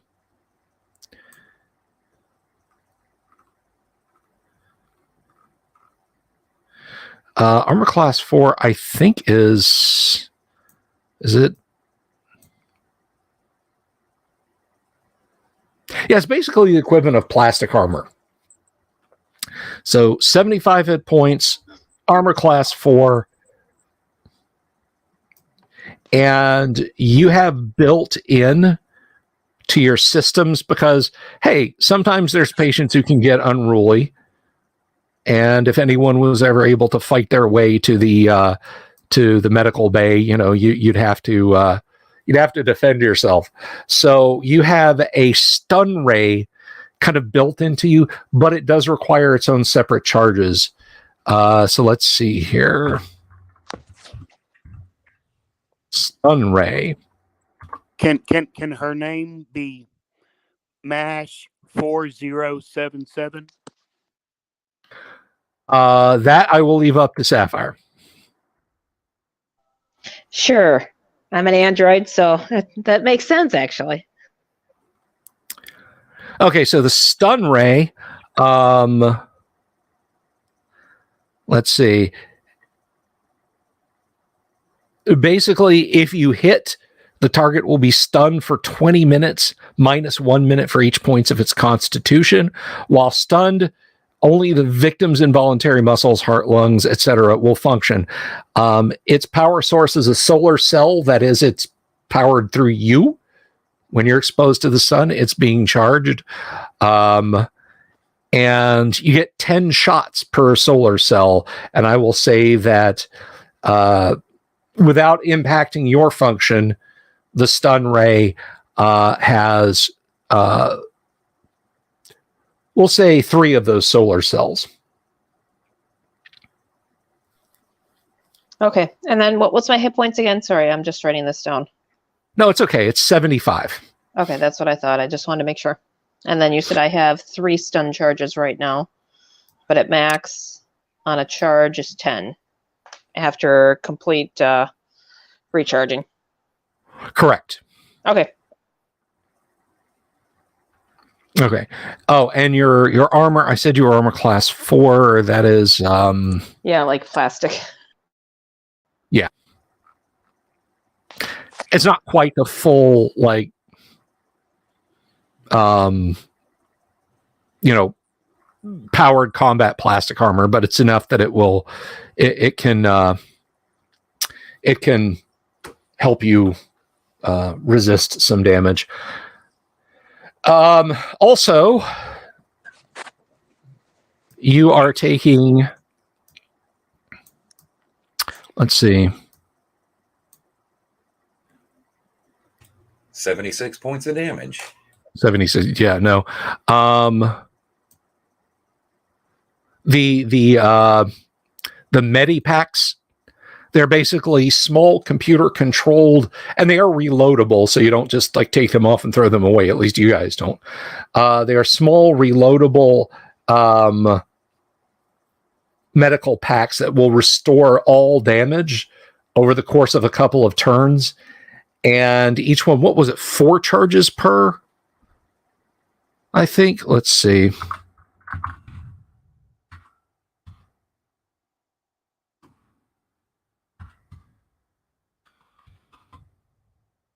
Let's take a quick Eddie kit. That's it. So the Medikit. All right. Just by description, you don't have to memorize this, but for the sake of our listeners, this portable unit, small enough to hang on a belt, allows even a novice to give himself or others major first aid and medical treatment. A small but sophisticated computer, coupled with several microwave sensors, analyzes and treats all manners of medical problems. To use it, merely place the device over the wounded area, touching the flesh. The unit will take a blood sample, inject any antidotes, antibiotics, or antitoxins necessary and contained in the kit, suture any wounds, give verbal instructions on how to perform any operations beyond its capabilities, such as setting broken bones, and finally spray on an antiseptic dressing that promotes healing.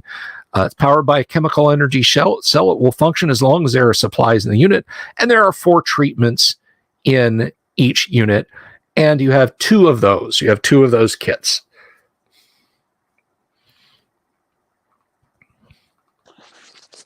And numbers in BOGO are healed up from last time, right? Yes, that is correct. Okay. Can these kits be recharged then after they're completely utilized? Yes, yes. I mean, you'd have to bring it back to the stronghold, but yeah.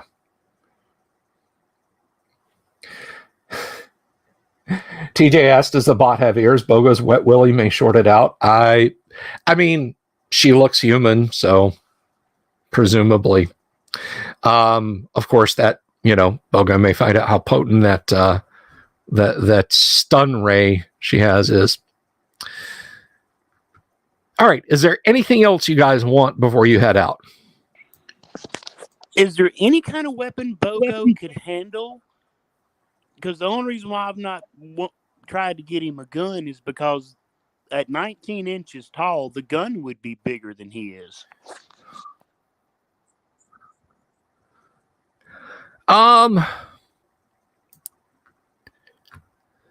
Let's see. Yeah, there's actually there's a needler they can get you.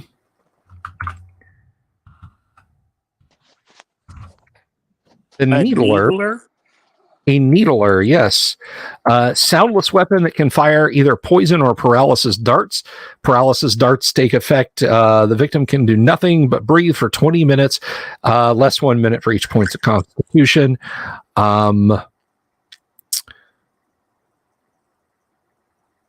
It's small enough that you can kind of use it like a broom handle Mauser in Bogo's hands. And you know that in a big person's hands, it would be just a tiny little thing. So it'd be like the size of a Dillinger. Derringer, yes. They give you 3 clips of paralysis darts and a clip of poison darts. 1 clip of poison darts. And just a very brief instruction. It's a point and click interface. You point, you pull the trigger, click.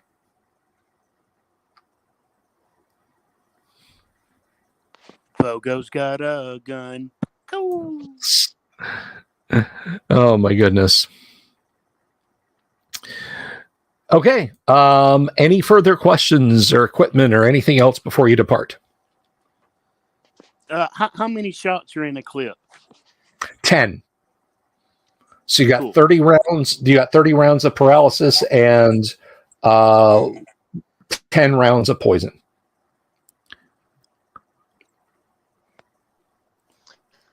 Being a bot, I'm assume I recharge, but I don't necessarily need sleep per se. That is correct. You don't need food or sleep. And how long do I have to recharge? Oh, it's not really going to come into play in the game. It's not like you have to run around looking for a wall socket or anything. Okay. With paralyzing darts, Bogo could dominate the entire base with wet willies. All your base belong to me. Yeah, that. Okay.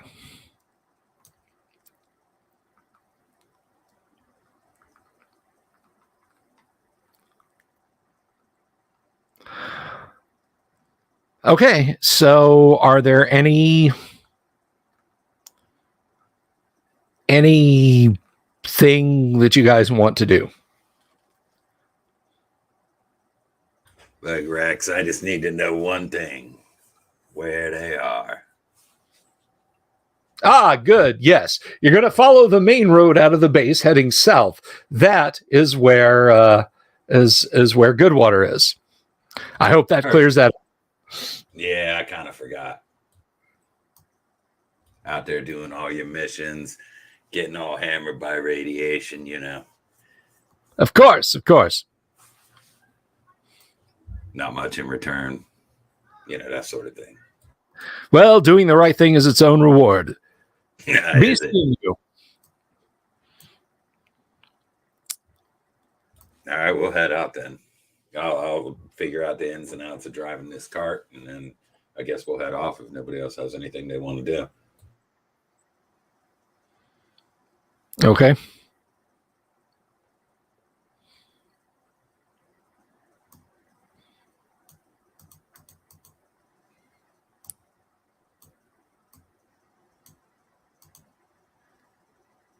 All right. So you hop in your vehicle, drive to Goodwater, or take off in that direction. We'll see if anything untowards happens. Show the D12 some love. Nothing untowards happens, and as you're approaching, because of course Goodwater, the town itself is fairly small. It's been a while since you've been there. You're not sure if it's grown any, but it is ringed by fields of various crops, and so you're approaching the outer perimeter fence. There's the signs, welcome to Goodwater, food, trading, clean water. It's in our name, in quotes, under that.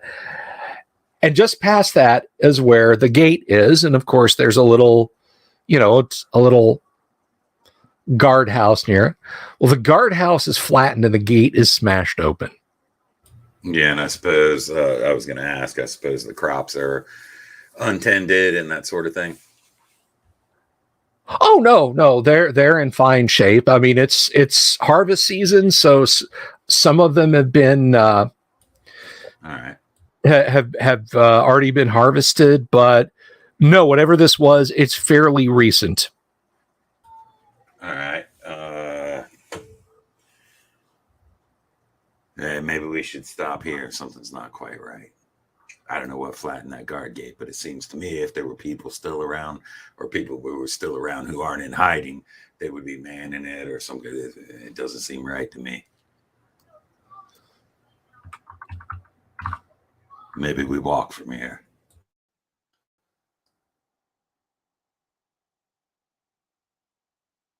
Okay. Got anything to say, Bogo? Quiet it is. Too quiet. Right.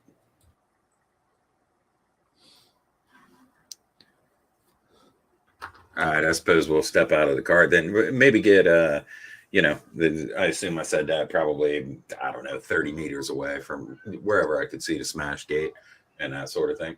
I assume I stopped the car and we'll get out and, kind of get my laser rifle ready and that sort of thing. And move forward from the driver's side of the vehicle and instruct Bogo to take the other side and kind of fan out. I don't know if the med bot needs instruction, but if it does, that's Bogo's job.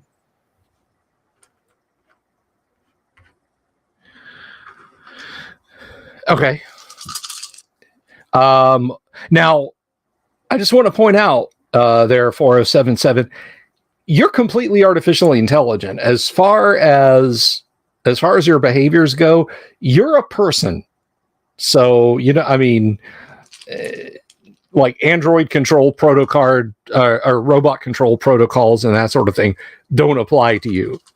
So you're as much a person as any living, breathing individual at the stronghold is. So you don't have to wait around for orders. Okay. So I'll go to the side that's indicated.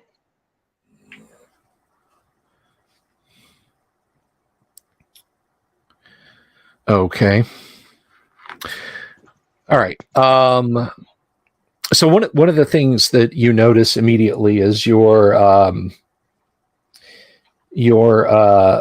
approaching the guardhouse there, Numbers, is that while it has been bashed and trampled and smashed, a lot of it looks to have been scorched, not by fire, but like the color's been bleached out of it, and it's just kind of, the wood portions seem like they have been like instantly rotted. So make of that what you will. Has Bogo ever seen anything like that before? It's hard to say.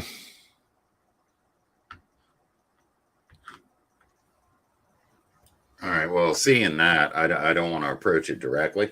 In case Do my somebody on robot the other side senses? gets. I'm sorry. Finish up, and then we'll jump over to you, Safi. What? Yeah. I just want to move a little over to my left so that I stay away from direct visibility through the smashed guard gate. Okay. Kind of approach it around. What were you asking about your robot senses, Sapphire? Can I pick up certain things like, say, heat signatures, movements, smells, anything like that human senses might not be able to find? Now, you do have built into your photoreceptors the ability to see infrared and IR, just like you had a set of the goggles. So you do have that. Your hearing is about human standard. It might have been better hundreds of years ago when you were first built, but time has gone on. Okay. So my extra senses then, do I pick up anything that they might not, that I might be able to point out?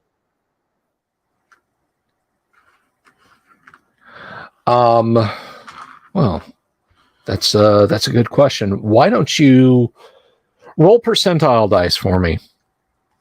Okay. Let's see if I can find some 10s here.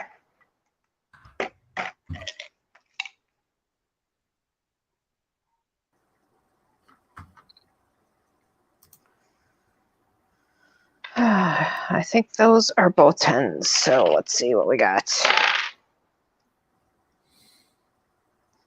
We've got 71. Okay, so no, you don't hear or sense anything in particular out there. Okay.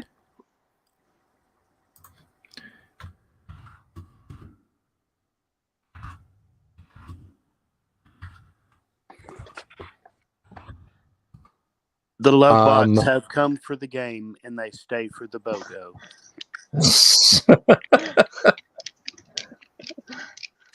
Yes, I have blocked the Lovebot guys. Sorry. Knew I was here. That's it. Sorry.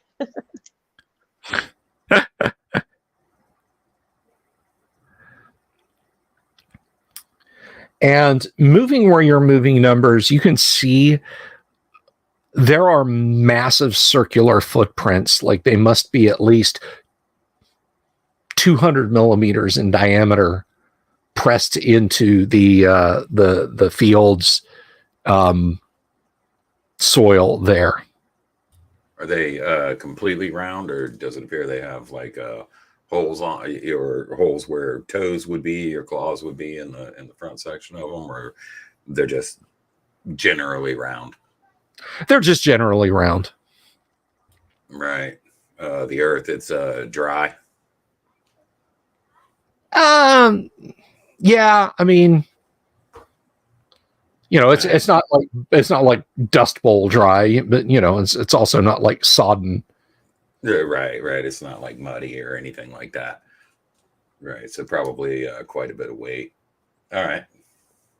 I'll continue to move forward cautiously and motion over to Bogo and the bot to do the same, I suppose.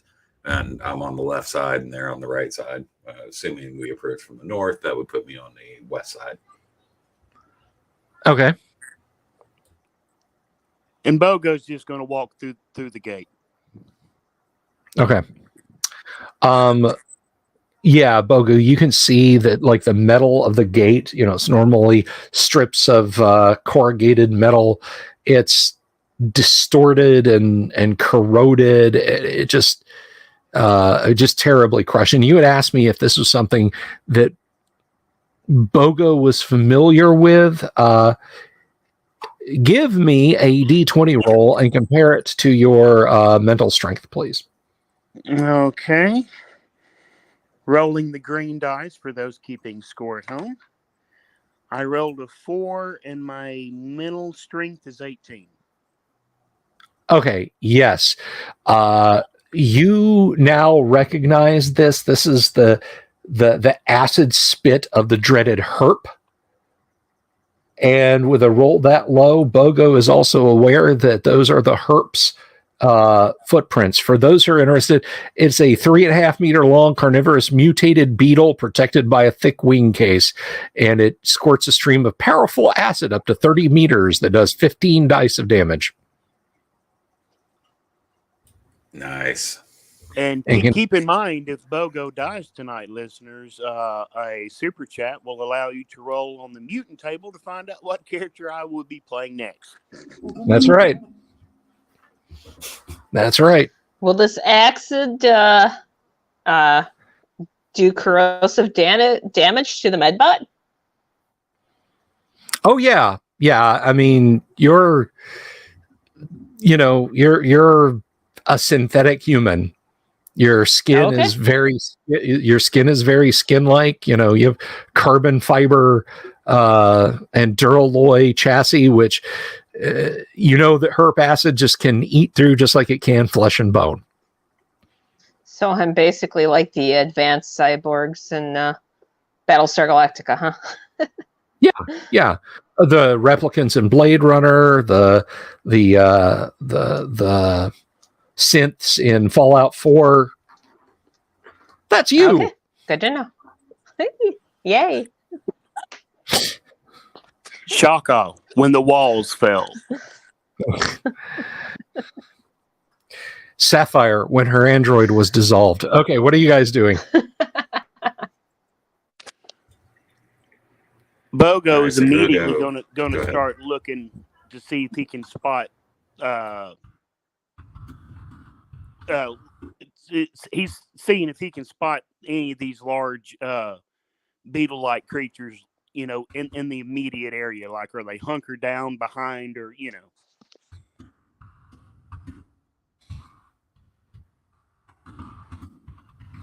Fortunately, you don't see any herp nearby.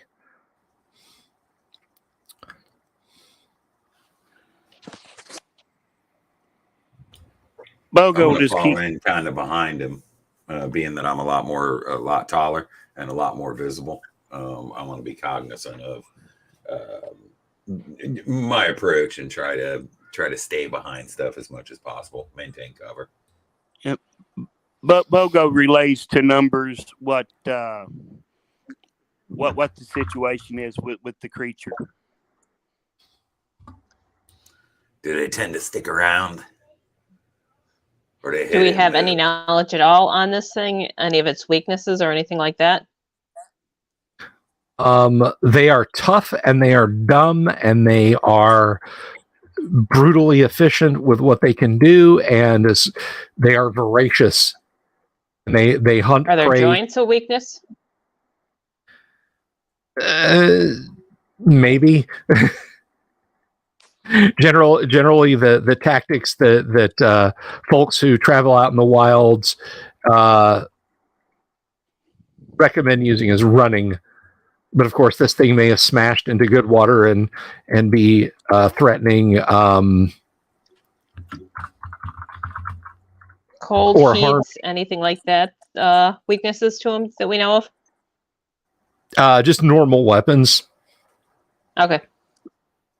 Bogo turns to numbers and says, "Sometimes herps hit it and quit it. Other times they stay and play." I see. Kind of sounds like me on some days, whatever. All right, you take the lead. How about that? You're shorter. Maybe you can stay hidden. I'm going to stay low. I'll take the left side. You take the right. How about that? Bogo turns and gives him a cute little salute, and Captain Kirk rolls to the right. Okay. Are you guys staying on the road towards the towards the center of town? Are you going to cut through the fields and follow the tracks of the herp in the dirt? Well, I'd like to stay off the road. You know, I don't want to make myself a plainly visible target. In terms of the tracks, does that mean, or do those tracks stay along the road, or do they stay off to the side? Like, would I be following tracks if I head off to the left side of the road in the grass and whatnot? Yes, the tracks move in that direction. I mean, through the unharvested fields, like, it's flattened. There's no mistaking where this thing was going if you want to follow where it went. Okay. So, and that's only on one side of the road, I would assume. And somewhere in the distance, actually, Sapphire, give me a percentile dice roll again, please. Okay. 23. Okay. You hear in the distance, your acute robot hearing, with your acute little ears, you hear like weapons discharge. It's maybe a kilometer or two towards the center of Goodwater. Okay. I share that information. There seems to be fighting in the center of the city here. All right. Well, we're closer to the cart. Maybe we should get back to it. Yeah, Bogo's going to climb up on the android and point toward the center and just say, "Run there, you will." And I'll go back. I'll go back to the cart that we drove over here, get behind the wheel or whatever it be, and haul ass up the road in that direction. I'll climb onto the cart with them. If I've got somebody piggybacked on me, that's fine, but I'll climb on the cart. All right. So you're all in the cart. Bogo is intently looking for an ear hole. Okay, well, I'm sure I've got ears like everybody else. she looks effectively like a person. Interesting.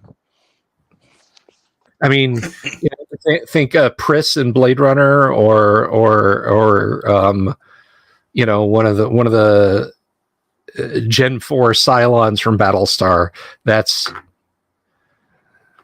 all right. So at least I don't have the personal space bubble like normal people. Yeah. You're pretty sure you know what you're going to find when you get to the center of town. The herp, however, is apparently not expecting you because it's smashing in the front of a building. The trading post is gone. And there are still steaming puddles of what you can only presume is this thing's acid. It's the center of the town. It's grown up some because some people came from the stronghold to move here. There's a couple of dead, well, you don't know what condition they're in, but there's people who've been horrifically burned by this thing's acid, lying in the middle of the square. A couple of them still clutching weapons. And there it is, about 50 feet away. It has completely destroyed the trading post. And the Civic Center in the middle of Goodwater is currently under assault as it backs up, moves forward, and bashes into the structure, which creaks and groans because it's mostly wood with some duralloy supports. It is basically, you guys got the drop on it because your vehicle is essentially silent. So numbers, you go before anyone else because of your high dex. What are you going to do? You see it, it's standing there. Are we basically like on its flank then? Is it like perpendicular to us, or?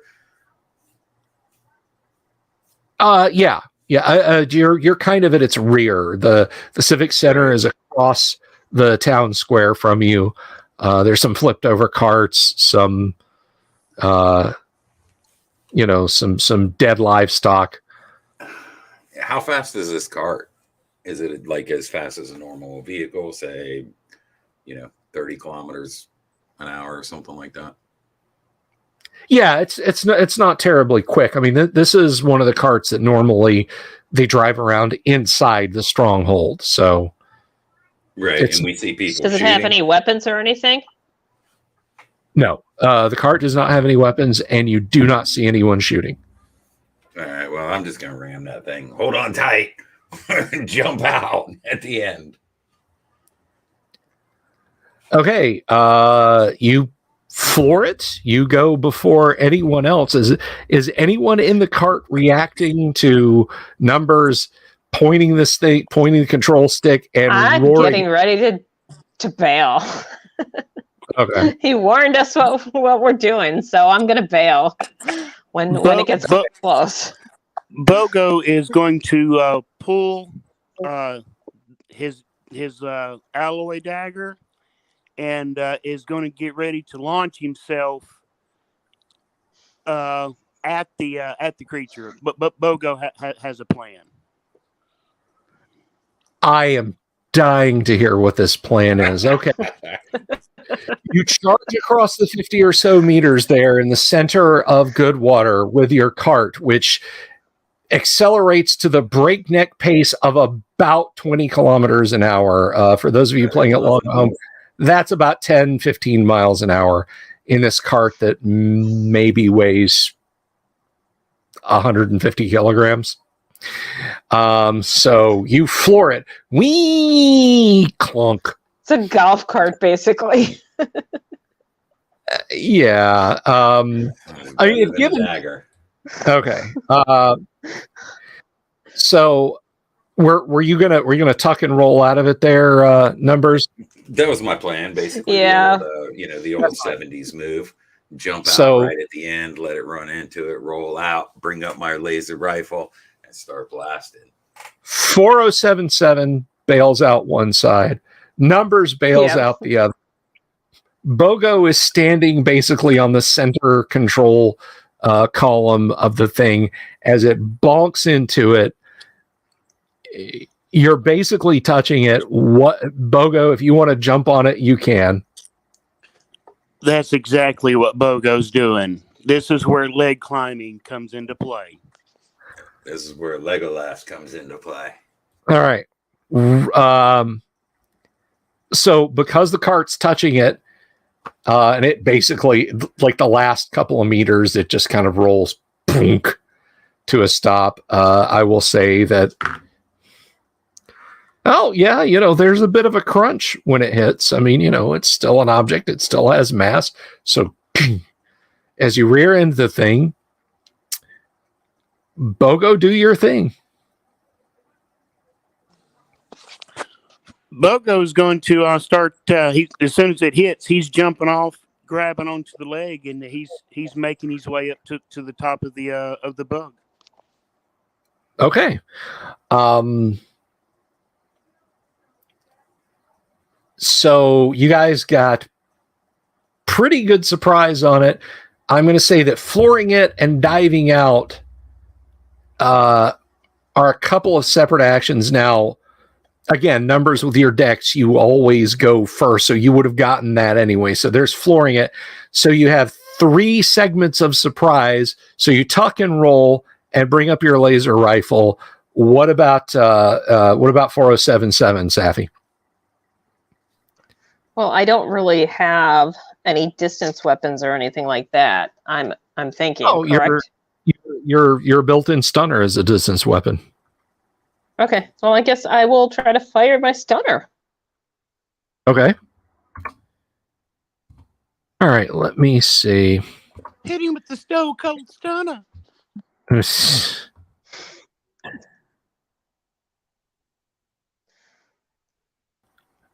Okay, I just got to see what class those are. Come on. Go ahead and take your shot there. Is it percentile dice? No, it is actually a D20, and your stun ray. Your stun ray is a class 12 weapon. Okay. I rolled a 13. Okay, the thing is kind of moving a little bit as it's disengaging itself from the front porch. So your shot goes wide. Doomsword, roll to hit. All right. 11, and that's a weapon class 13. Say weapon class 13. You rolled an 11. That will hit. Roll some damage. All right, that's going to be 66. Let me gather those up real quick. That is correct. 9, 10, 16, 19, 21. Wow. Okay, so yeah, you kind of play your blaster rifle back and forth across this thing's carapace, and it boils away, and it's lets out a high-pitched chittering sound. You guys, and it is now like trying to disengage itself completely from the ruin of the front of this building and get turned around facing you. But you have, let's see, so jumping out was 1, firing was 2. Well, you had a full 3 segments of surprise. So you may get one more round of attack before it can do its thing. Bogo, this thing's leg is about 1 meter long. So you're now hanging on its lower carapace, and you kind of feel the heat flash of the blaster weapon that Numbers just fired. What do you do in this round? I'm going to continue to climb up to the top of the bug. Come on. Okay, you're spending this round climbing. Numbers, go ahead and take your shot. All right. Oh, that's a 6. Yeah, it thrashing around causes some sheeting and whatnot from the front of the building to fall, and it absorbs your blast. Is 4077 going to try and stun it again? Yep. Yes, I am. Okay. Let's see. 16. Okay, that's going to hit. So your stun ray does a basically what it do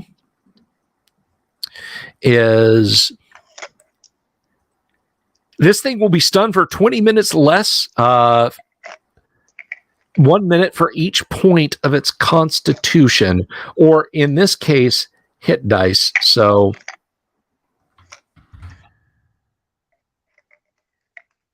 let's take a quick look. Oh, it's the. Why is this in the book so many times? All right. Ew. Okay. So it kind of shivers for a second, but its antenna are still moving, and it is now turning around to face the party. So you got a. We'll say that you've got a round where it's not moving, because it is really big and it is really tough. So as it starts to turn around, it kind of freezes up. Bogo, you have surmounted the beetle. Am I near its head? No, you're kind of on its left rear quarter, but you're on top of that section. Okay, I'm going to try to run like down its spine toward the head, and as I run, I'm taking my sling and I'm attaching my dagger to one end of it, and that's that's what my plan to let you know. My plan is I'm going to use the sling and the dagger to anchor myself to the top of this thing's head, and putting the sling around my ankle to kind of as a little safety thing, and it's going to get needled in the head. Okay. Alrighty. That's all kind of complex. That's maybe going to take a round to accomplish. As it is stunned for a round, numbers you can take your shot at it if you wish to again. Yeah. Let's see what we got. Oh, 1. Okay, perhaps it is a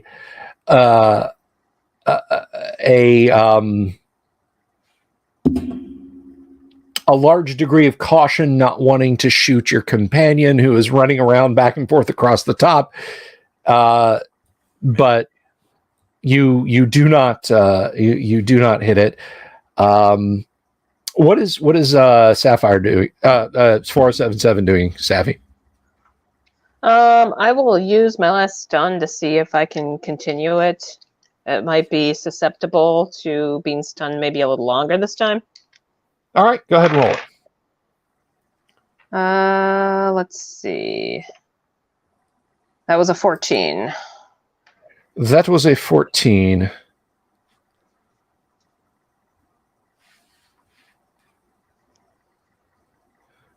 Let's see. A 14 it'll either just hit or just miss. I got to get back to that.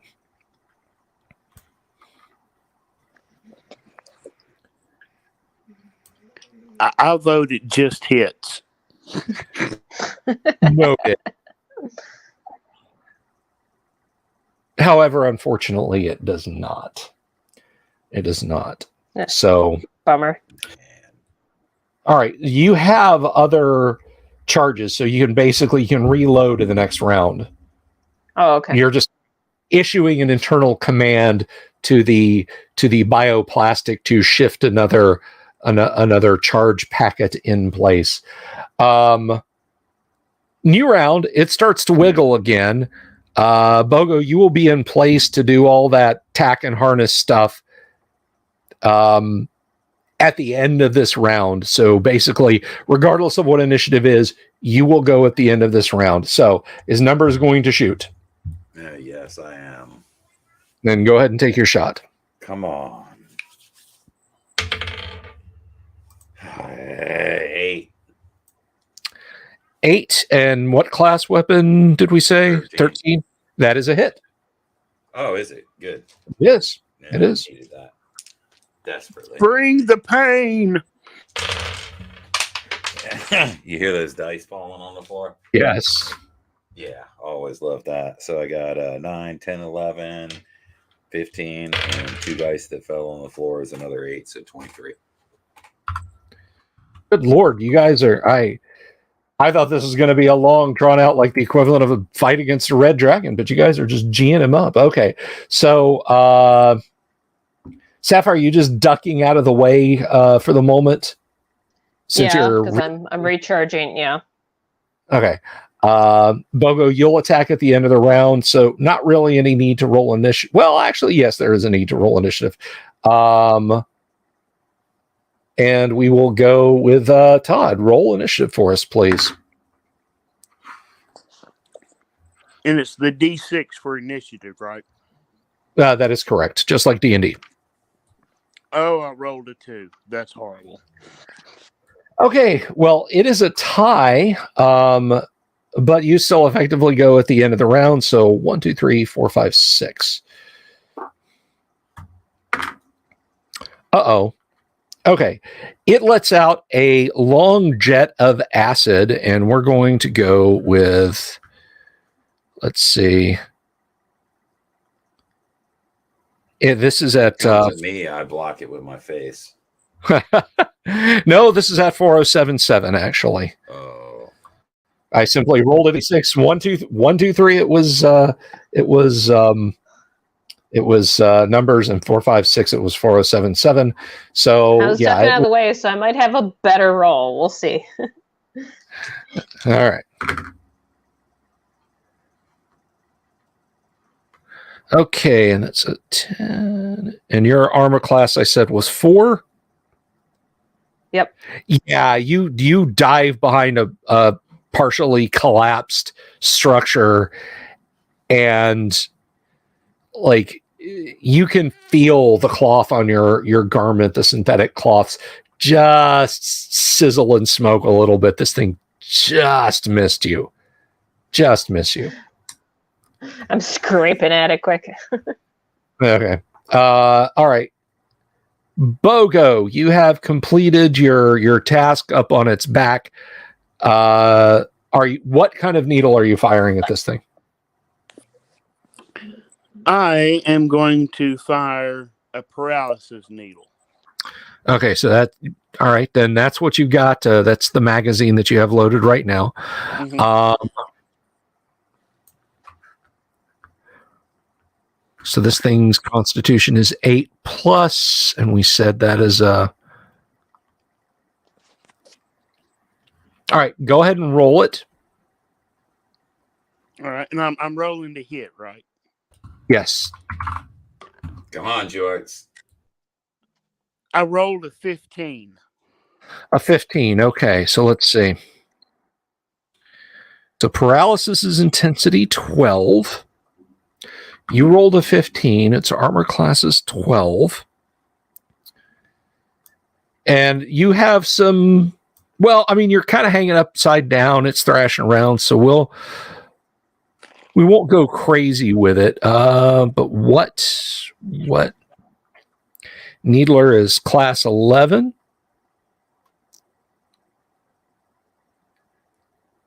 That will hit. So it is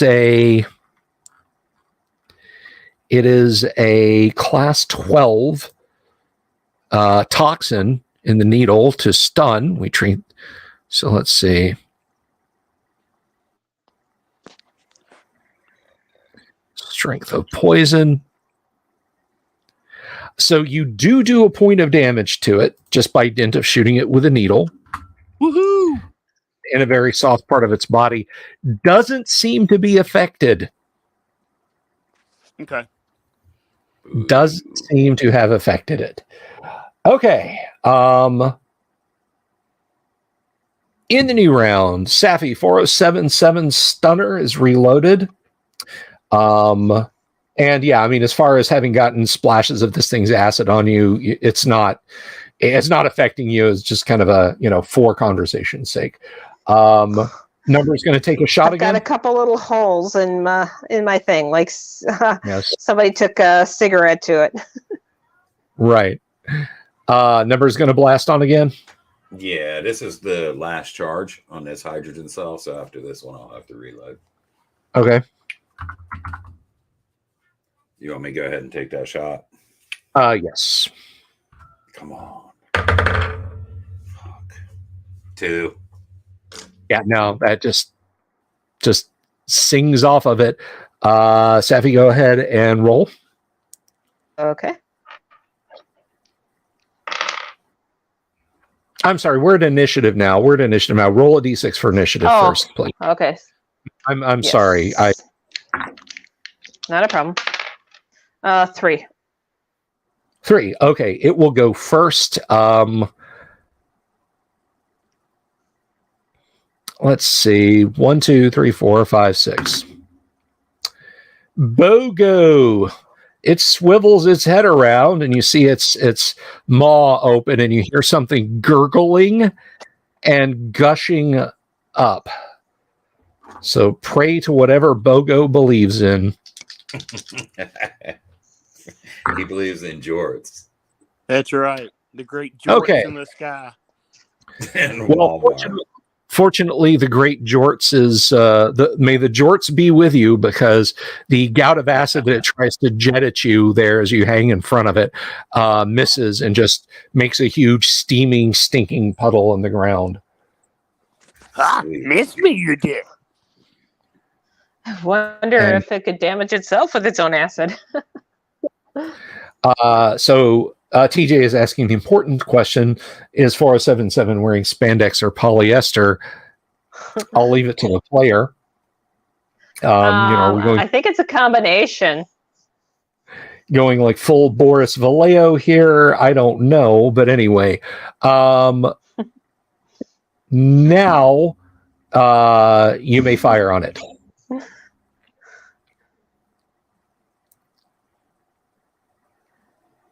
Oh, okay. Let's see. 16. That will hit, so it kind of shudders and stops for a moment. You want to take what does Bogo wish to do? Well, Bogo is going to try to climb up to the top of its head, and Bogo's going to try to dig into the head of the herp. Okay, that's just basically with your dagger, so roll a d6 and divide by 2 for your damage. All right. I rolled a 3, so that's what? 1, 2? That is 2. 1.5. That, Yeah. well, we round Rounding up, up. so it's 2. All right, so yeah, you find something fleshy and unpleasant up there to kind of wiggle your dagger back and forth in. Numbers, you're reloading this round, or no, you missed this round, sir. right? All right, so I'm reloading next round. Yes. all right. So in the next round, you're reloading. How about 4077? What is she doing? You gonna try and stun it again, or Yeah, I'm going to stun it again. Or try to. okay? And Bogo. Bogo is going to try to do some open cranial surgery on this thing. He's going to try to lobotomize this thing. Okay. Well, I mean, it is its carapace. You've still, you're still jabbing away. Give me a 2-hit roll. See if you hit anything soft again. All righty, here we go. Come on, Bogo. Ooh, and I doubt that seriously. I rolled a 3. Yeah, you rear back and try and jab it back down in the same spot, but it's a little slippery with its ichor and so forth up there, so it clanks off. So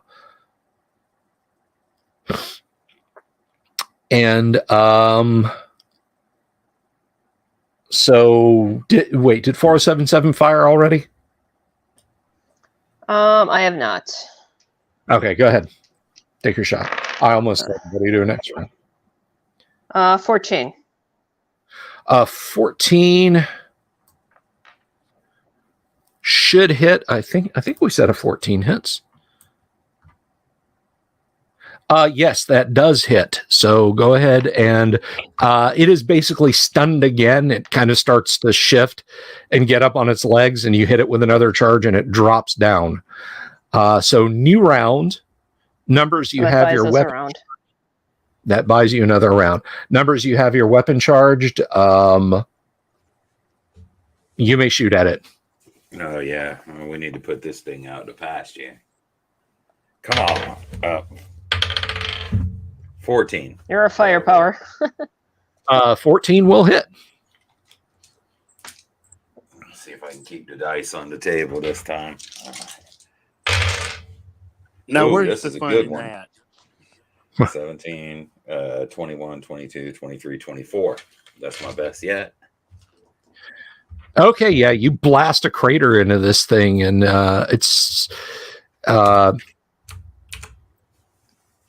it's trying to move still, but it does not look good.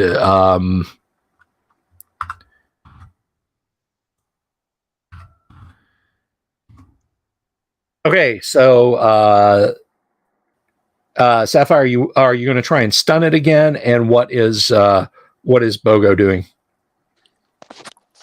Does this thing have antennas on its head? Actually, it does not. No. Okay, well there goes that idea. Man, just kill that thing. Okay, yeah, I'm gonna try to stab it in the head again. Give me a roll. Come on.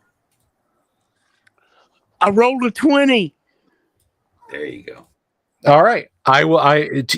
In this case, for dramatic purposes, and we are not a nat 20 double damage house or anything like that, but I will let you take max damage. Sweet.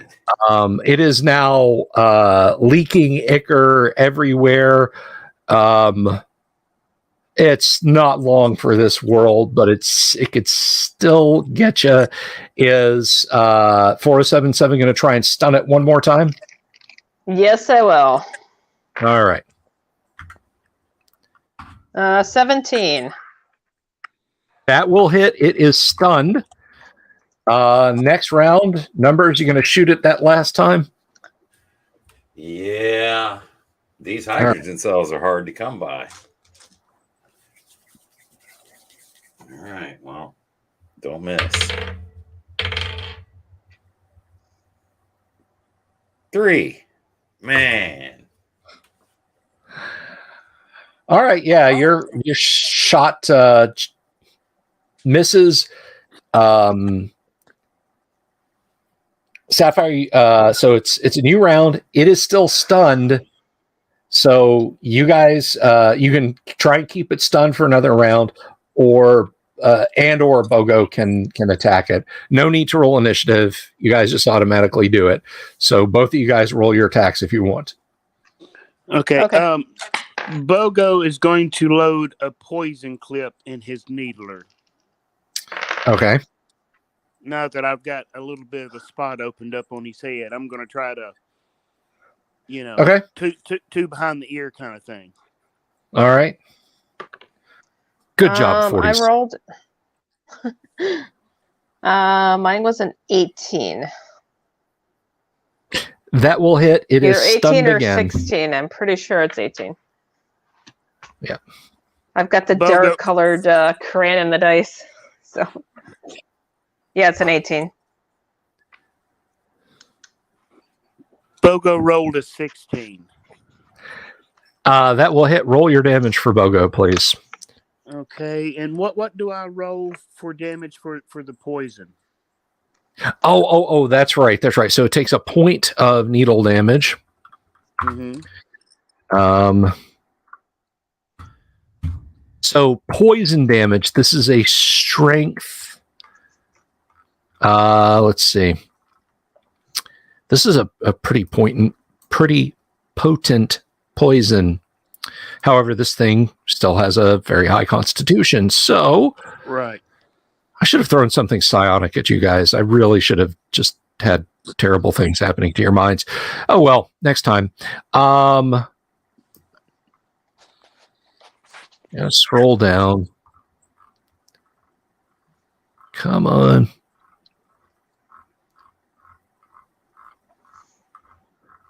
Poison matrix. This thing's constitution, the strength of poison. Okay. So you rolled your 2 hit. You hit it somewhere deep in this thing's carapace. The toxin dart hits something important, and it flops over on its back. Its bug legs curled up onto its carapace. Nice. Bogo for the win. So you guys took down the herp there. It is dead, and there are folks armed with improvised weapons, a couple of projectile weapons, riot guns, that kind of thing, coming out of the main building. And one of them sees you and recognizes you, Numbers Ram, and says, "My God, thank goodness you got here when you did. It was about to break through the last door and eat us all. Oh, this is horrible." it's horrible as I spin all my hydro cells. You guys all right? Well, I mean, clearly we've had terrible casualties. There's wounded in the in the civic building here with us. I don't know if they'll survive. Yeah, but we got 4077 here. I'll trade you for some hydro cells. He looks over at the trading post and says, "Well, we might have had some in there. I don't know if we can salvage any. It's a ruin, as you see. That thing, the herp, of course, squirts highly corrosive acid." Yeah, well, I'll take a look. Maybe you talk to our companion here and she'll help you out. I had been meaning to talk to speak to Rex Dashington about getting us some energy weapons, but he seemed to think that our proximity to the stronghold meant that slug throwers would get the job done. I haven't seen a herp since I was a boy, but yes, please, this way. I'm sorry, miss. What did you say your name was? I am 4077. I can come and try to help heal you. Or your group, actually, I should say. Okay. Yeah, so there's some obviously fairly badly injured people. The folks that are still outside are dead. There are 3 people in there that you could use the medikits on to try and bring them back around. I will do so. All right, so Bogo is gonna come around the corner, and he's obviously eating some of the meat. And he looks up at the at one of the tall people and says, "Harps, big, dumb, delicious they are." Of course. Thank you, strange one. All right, so let's see. Most of what is in the ruin of the trading post are things like food, farm implements, a few melee weapons. The actual weapons, again, slug throwers, rifles, that kind of thing, that Goodwater had were already in the hands of citizens, but there were a few. I'm just getting to that table. See if there was anything worth salvaging in there. Yeah, and for the most part, I mean, even if it's nothing spectacular, I'll grab out what's salvageable and bring it out and lay it in the dirt. Quick question, Mr. GM there. Mm-hmm. Is there like any slug shells or anything like that Bogo or maybe someone back at the base could make improvised grenades for Bogo? Maybe we'd have to we'd have to RP out that. So 4077, once you've got the metapacks attached and programmed, these 3 people are going to be all right. They're not going to be running laps or doing jumping jacks, but so let's see. Any miscellaneous stuff there that they had in the store that might be of interest. Let's take a quick crack at that.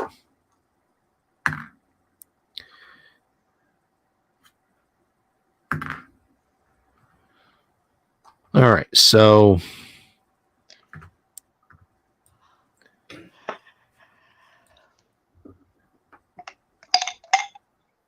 they had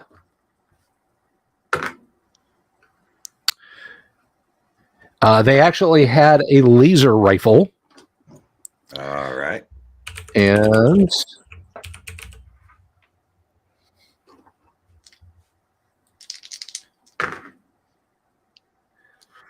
so, let's see. Nope.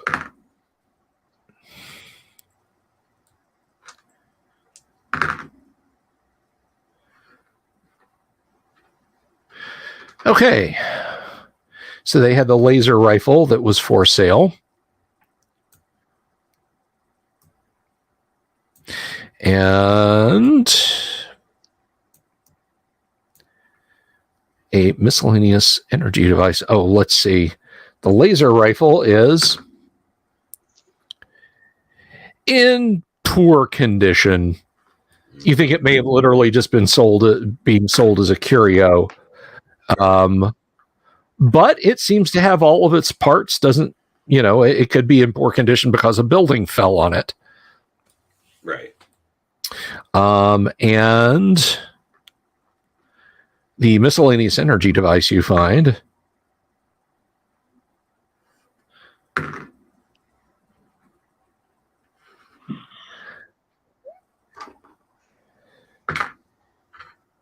there is a fully charged Medi-Kit. You're not sure if it was being sold in there or if someone in the town had it. Now, understand, there's plenty of people still alive. This isn't like you found a completely destroyed town and one or two survivors. They're picking through the ruins too. And you have a couple of people talking to 4077, and a lot of people are staring at Bogo Jorts. So, Right.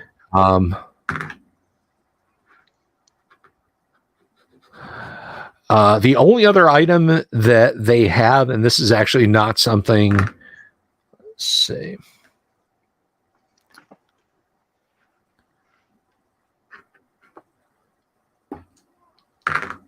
Is they have a grav sled that is in very poor shape.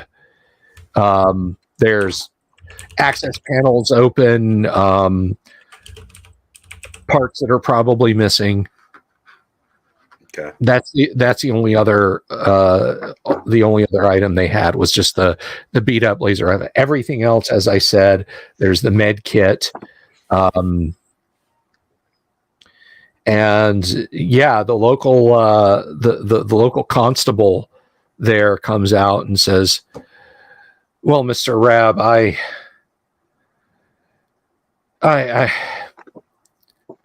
we have mourning to do, and of course the excellent Miss I'm sorry, it was 4077, was it?"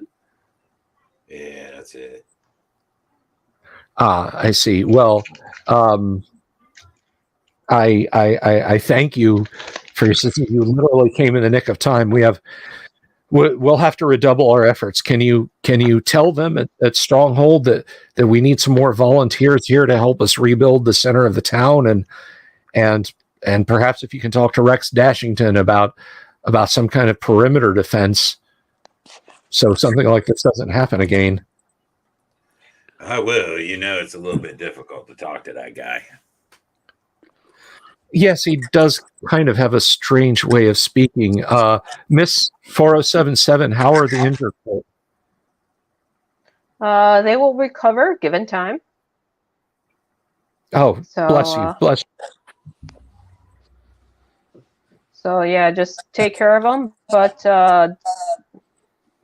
their risk of death has been minimized, so they will recover. Well, thank you all so very, very much. I assume this laser rifle, this Medikit, and this grav sled, which really are all in pretty poor shape, we'll take that back and see what we can make of it and bring it back if it's of use to you. How's that sound? Well, of course. If the grav sled was brought in by a trader some weeks ago, between the last time we saw you and now, obviously, and we were honestly debating over whether or not to try and attach wheels to it somehow and just use it as a normal cart pulled by farm animals. But if they can get it functioning at Stronghold, all the better. Yeah, it looks to be in real bad shape. I think the building fell on it or something. It may be. But before you go, please, there is something I want you to have, and this is normally for dangerous creatures that we see near the perimeter or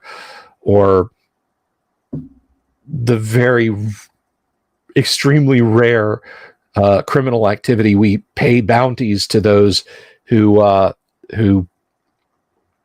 who are able to bring these things to heal. So obviously you've earned this, and he opens up a strong box and gives you 1,200 domars.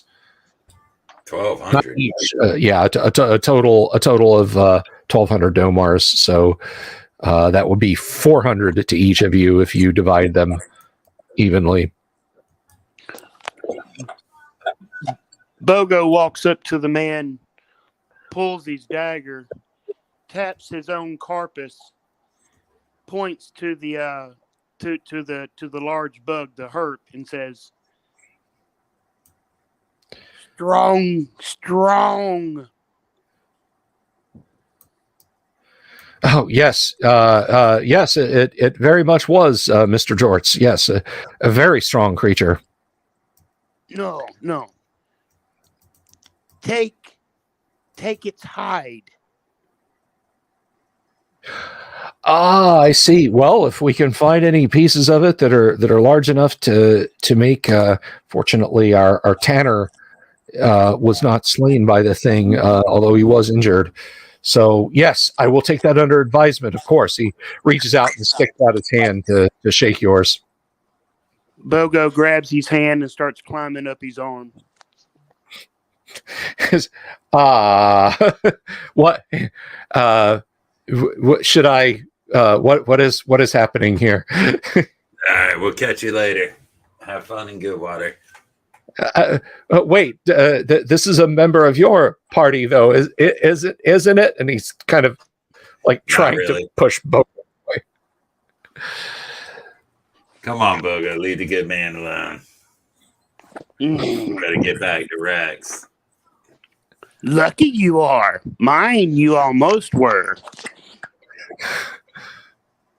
Yes, of course. Well, be well, and do tell them we need help with rebuilding. We'll tell them. And thank you again. All right, so it takes some doing, but you're able to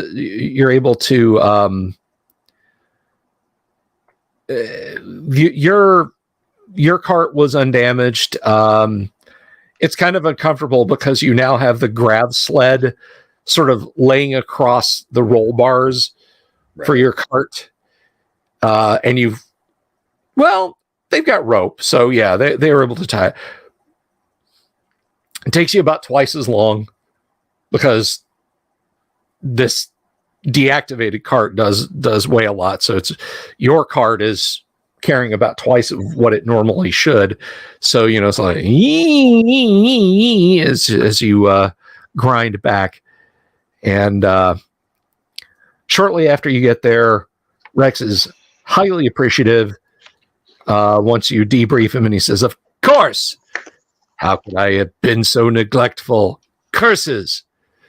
I'll see to it that a properly equipped security detail is dispatched immediately, along with all the relief aid our friends in Goodwater need. And as far as that grav sled, my good man, I'll put our best minds to trying to repair it." Well, good. Yeah, what about this laser rifle? He hefts it and, looks it over and says, "Nothing a good turn through our machine shop couldn't get functioning again." I assume it'll belong to us after you're done. Well, if the people of Goodwater don't mind its absence and they gave it to you in reward, I suppose that's an acceptable trade. Indeed they did. Okay. One last thing. They said they need some help on the perimeter. They say these slug throwers and that sort of thing ain't good enough. I told them I'd try to talk to you. I had some other words for them as well, but, I told them how it is out here, rough and all. Well, we definitely need to widen our security perimeter and give those folk at Goodwater a better sense of security and protection. And he turns to 4077 and says, Well, 4077, what did you think of your first your first exploration of the wide world since your reactivation?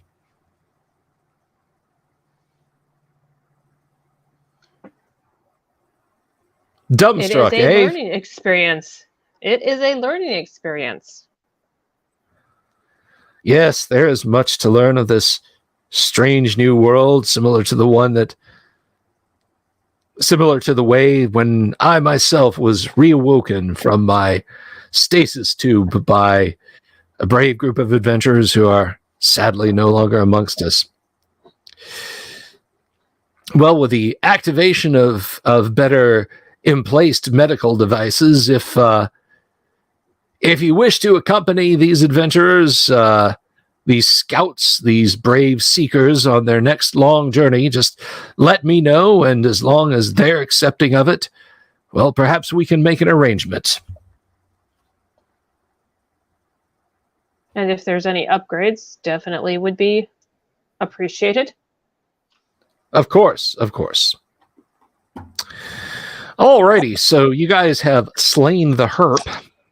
So let's see. What do we got? You got a laser rifle, and the grav sled you're giving back. So, And a fully charged medikit. And a fully charged medikit, right? All right. So let's look at some XP here. We will dole out XP because Gamma World does have experience points. All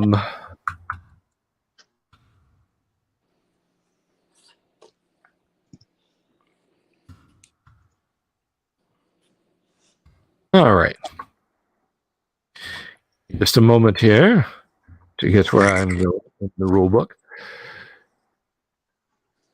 All right, so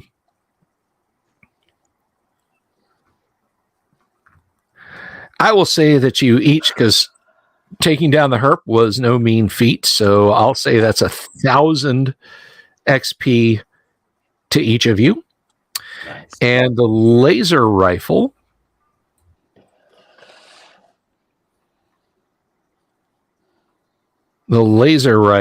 is 2,000, and the medic kit, miscellaneous energy devices, is 800. Who's taking the medic kit? What, BOGO? Because the bot, right, can already. Yeah, I don't need it. I've already got 2. Yeah. Unless All right. BOGO wants the laser rifle or whatever. Does that laser rifle have a hydrogen cell? I mean, is it ready to fire? No, it was empty. Right. So I don't even know if it'll do him any good or anybody any good. I mean, I guess I'll take the. What do you want, BOGO? BOGO definitely wants to rig up some homemade explosive devices that he can carry. All right. Well, we will kind of kick off next week, I think, with that, because we've been going for a little while here this evening. So why don't we go ahead and wrap up here with BOGO getting ready to go bonkers with the explosives workbench, and Numbers Rab contemplating getting this laser rifle fixed on. Yeah, so and the medikit. So I guess we haven't decided that. So we'll just hang on to those two, and then we'll split them when everybody's back, if that works. Yeah, works for me. So what about next week, Sapphire? Or was this just a guest shot? No, I mean, my Fridays are open, so I mean, if you want me. I have no complaints as long as the other players and our audience are keen, and I don't think anybody out there in TV land has any worries. So, again, I just want to say thank you to the audience for hanging out tonight with us while we played some Gamma World and talked some smack and future plans. I hope everybody, again, had an absolutely fantastic Thanksgiving. Those of you who are here in the U.S. If you're abroad, I just hope you had a good Thursday. Bob says, fun game. Glad you could be here to listen. Thank you very much for being out there in the audience, Bob. Thank you to everybody, basically. TJ, Damien, the German porn bot that commented, Christopher Sims.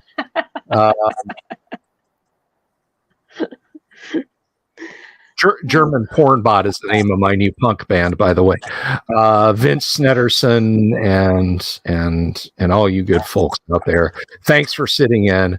And the person who kept trying to get me to say their funny name, but I wasn't going to do it.